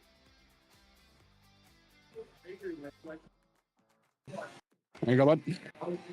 All right. Hey, Brett, great defensive outing right now. Goalie battle Thank you. here. Appreciate it. What do you got? Yeah, what do you got to Asmark do in the takes work for it. What do you got to do in the third period here to make things happen to take the lead?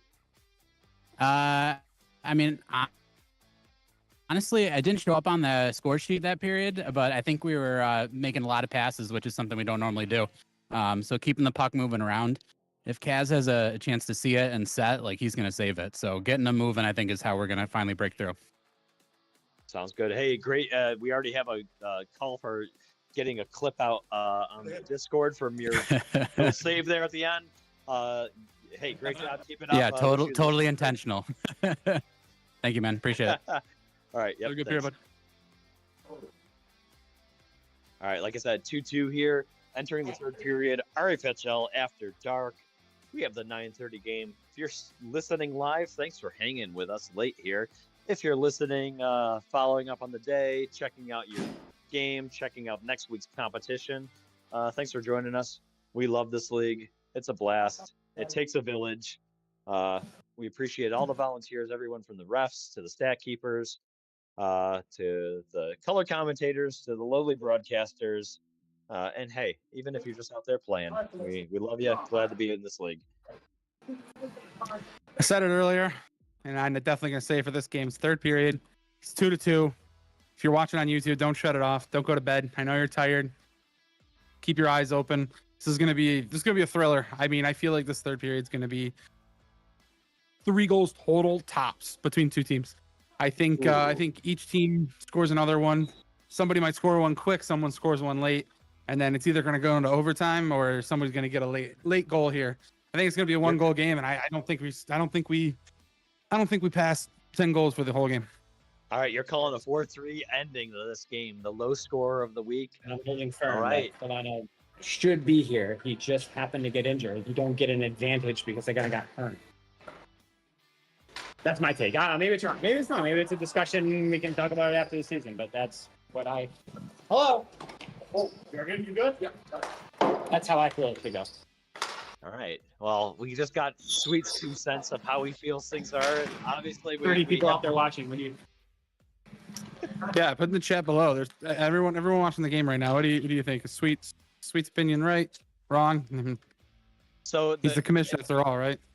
If you couldn't hear, as we're as we take a break from the play-by-play here, Sweet is saying essentially that Furlano's injury technically shouldn't result in a sub, correct?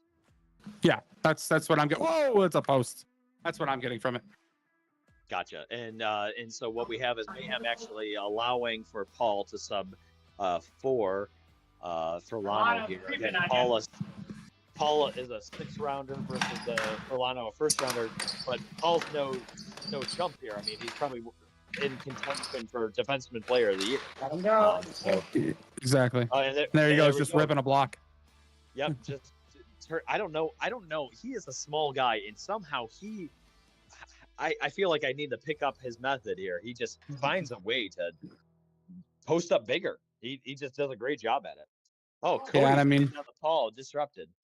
I mean, we don't want to dwell on the Furlano injury, but we know how Paul's shot is, and the look on Fridman's face when he blocked that shot. I saw him turn around and look.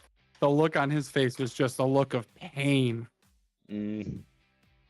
Paul with another great shot on Kaz, but Kaz able to post up and Kaz is playing a great game. Both of these goaltenders are playing a great game so far. Goalies have the goals against average across this league so far is pretty close. I mean, the goalies are tight in stats. Yep. I mean, Ramsey with a nice block there. He's a 10 in the corner. Blotz turning around, tries to cut across, but Paul disrupts the pass. Mayhem with the puck. Bob along the wall. K with the block. K recovers the puck behind his own net. Tries to get something to happen. Oh, huge save.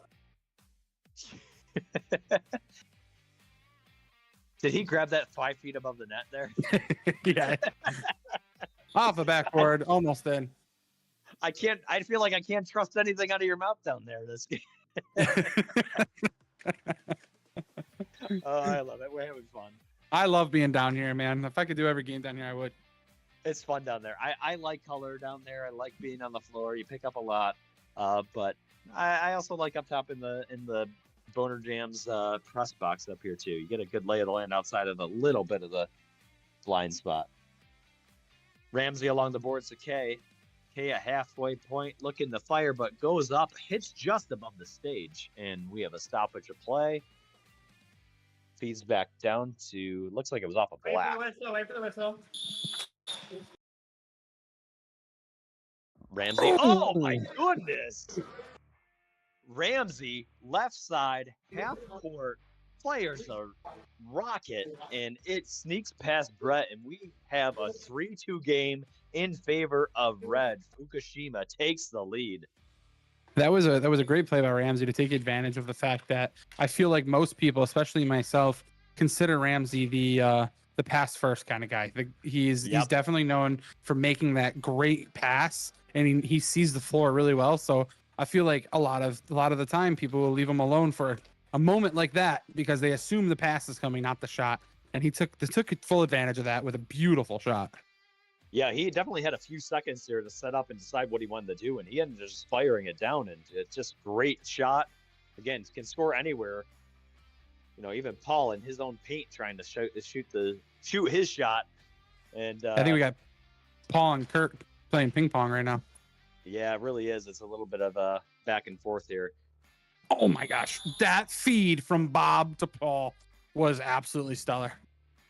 I don't even know how that. I mean, I'm viewing it from up here. I thought Kaz had that covered, and it snuck by him. I don't know if that hit in between post and his pad or if that was 5-hole. But man, we have a tie game.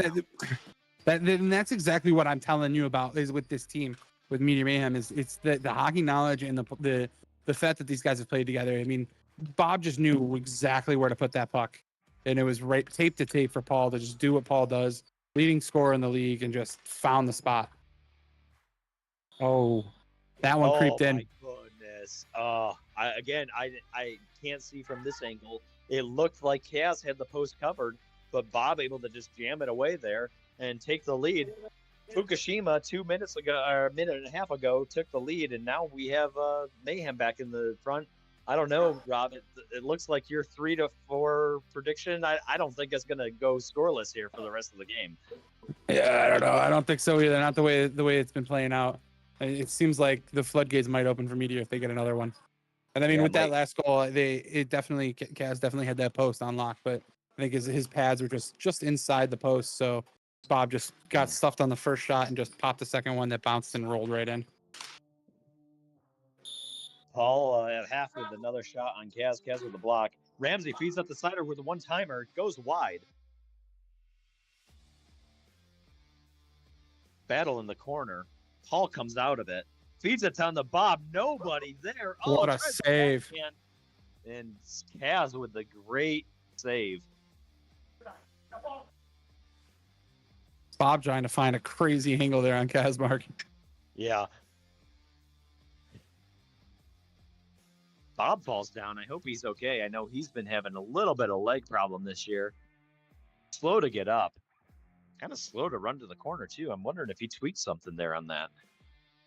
Yeah, he's definitely having some leg pains and being his first game back, and he's hoping that he'll be able to keep going. He was I got to talking to him before the game, and he's doing some physical therapy to take care of what's going on, and I'm hoping he'll be back to 100% soon enough. Just glad to see him back out here playing. Absolutely. Bob, another great guy in this league. Appreciate him. The father and the father-son duo of the Haynes family here. Oh, my goodness. King what a play by Dave. Curry had an open net on the side that just puts it into his pads. Oh, and Ramsey with another great shot. Brett did not see where it is, caught up in between his legs, and thankfully it didn't trickle in. You got to point out one thing. It's really nice to see that, especially with the Furlano injury, Blotz and Ramsey, the two people that you wouldn't put at the top of the offensive line, like being the leading your offense, stepping up this game, doing what needs to be done. And there's 3 goals, and all 3 goals have been scored between Ramsey and Blotz. So I mean, we talk about it in this league how depth is so important. It's about chemistry, and it's about who you draft in that 3rd through 6th round. Ramsey being the captain of this team, and I don't know where he was specific. Was he a fourth rounder? I believe so. I can take a look real quick. I believe that's exactly where he landed.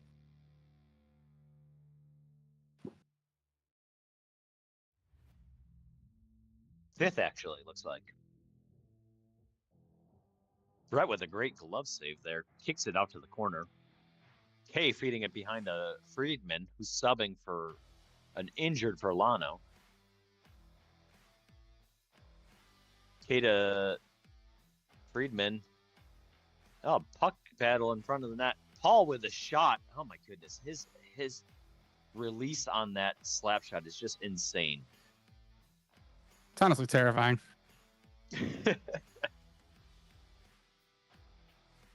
Interesting that Friedman's actually been playing he's pretty much playing the offensive position so far this period. Kind of in the position that Verlano would, and he typically plays back.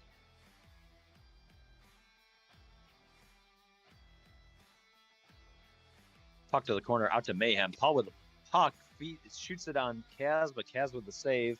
Bloss taking it around the net, feeding it up. Oh, and Curry with the great block in sending it back down to his own end. Kind of a tick for tack here, going back and forth between Fukushima and Mayhem. It's tough to even keep track of the puck. It just keeps changing possession. Yeah, I mean, the Fukushima's got to find a way to slow down and possess. I mean, the constant dump and play is just, it's going to wear them down, and Meteor is taking advantage of it. I thought Paul just broke his leg. Oh, another block. I mean, I can see him, and he's my teammate, so I really hope he comes out of this fairly unscathed, but man, I can't wait to talk to him in the team chat after this to see how he's holding up. Paul honestly reminds me, he's basically the RFHL version of Scott Sterling. If you don't know who Scott Sterling is, you got to look it up, but that's basically Paul. He's insane. I love him. He's a great teammate. This is my first time actually playing with him. So, oh yeah, and Brett with a little poke check to feed the puck back out. A little dangerous move there. I'm gonna get a puck to the face right now. I know. I'd lean back if I were you. I'm not gonna lie. It usually comes in the third period. That's when the ricochets happen. So just give fair warning. 4 minutes and 45 seconds remaining in the period. Paul with a long shot. Kaz there to post up. Friedman with a puck, uncontested. Shoots on Brett. Brett there with the save. That was a great play by Cody, to be honest. Cody looked like he was about to rip that shot and saw Paul down low. And instead of just taking a blind shot on net, he did a nice little soft shot to Paul. It was just almost like a saucer pass. I agree with you. It's always tempting to take that shot off the freeze. It was just a slight redirection instead of a much better play. Bob trying to clean up in front of Kaz, but Kaz able to recover. Kurt trying to do the pass along the boards. Ricochets back to Ramsey in his own end. Ramsey feeds the Sider. Sider tries to cut across, but Paul disrupts. Paul regains possession for Mayhem. Sider with a good defense. Regains possession. Ramsey with the wide shot. Kurt in the corner.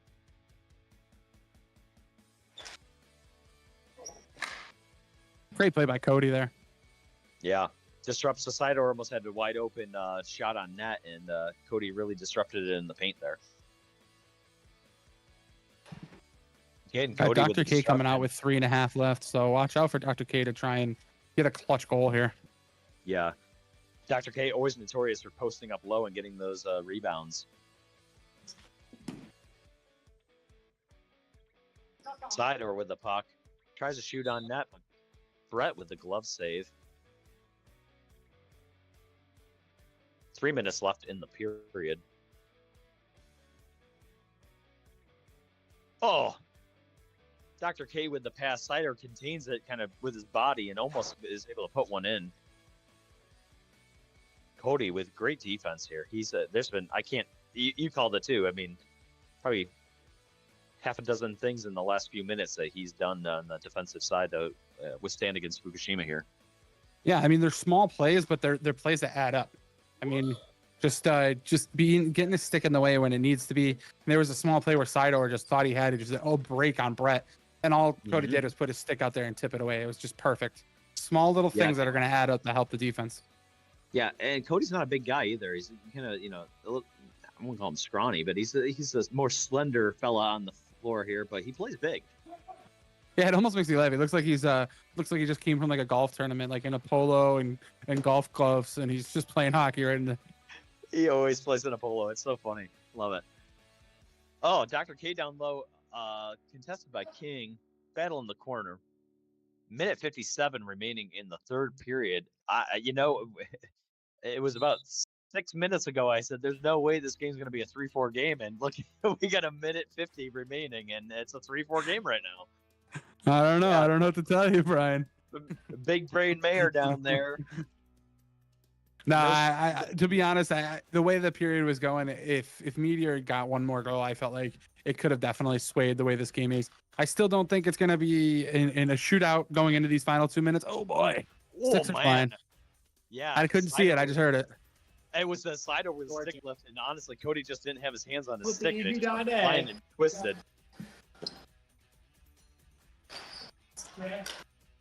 Yeah, I don't think it's going to be a shootout going into this final minute, but it's at most you might see one more goal, but I still want to try and hold true to my prediction here. Yeah, Paul being double teamed, and Fukushima's end. Kay comes up with a puck. Oh, but well, we're letting it slide. Yeah, I mean, Fukushima's looking for a trip on that one, but I mean, coming from Fukushima's bench, I can see where they would think that's a trip. But coming from my angle, from Sweet's angle, it was very clean around the body poke check, never hit the legs. No trip really was involved. I mean, I think there was just the loss of balance from Dr. K there. Yeah, I mean, good call from the refs to not call a trip just because somebody went down. Yeah, no, makes sense.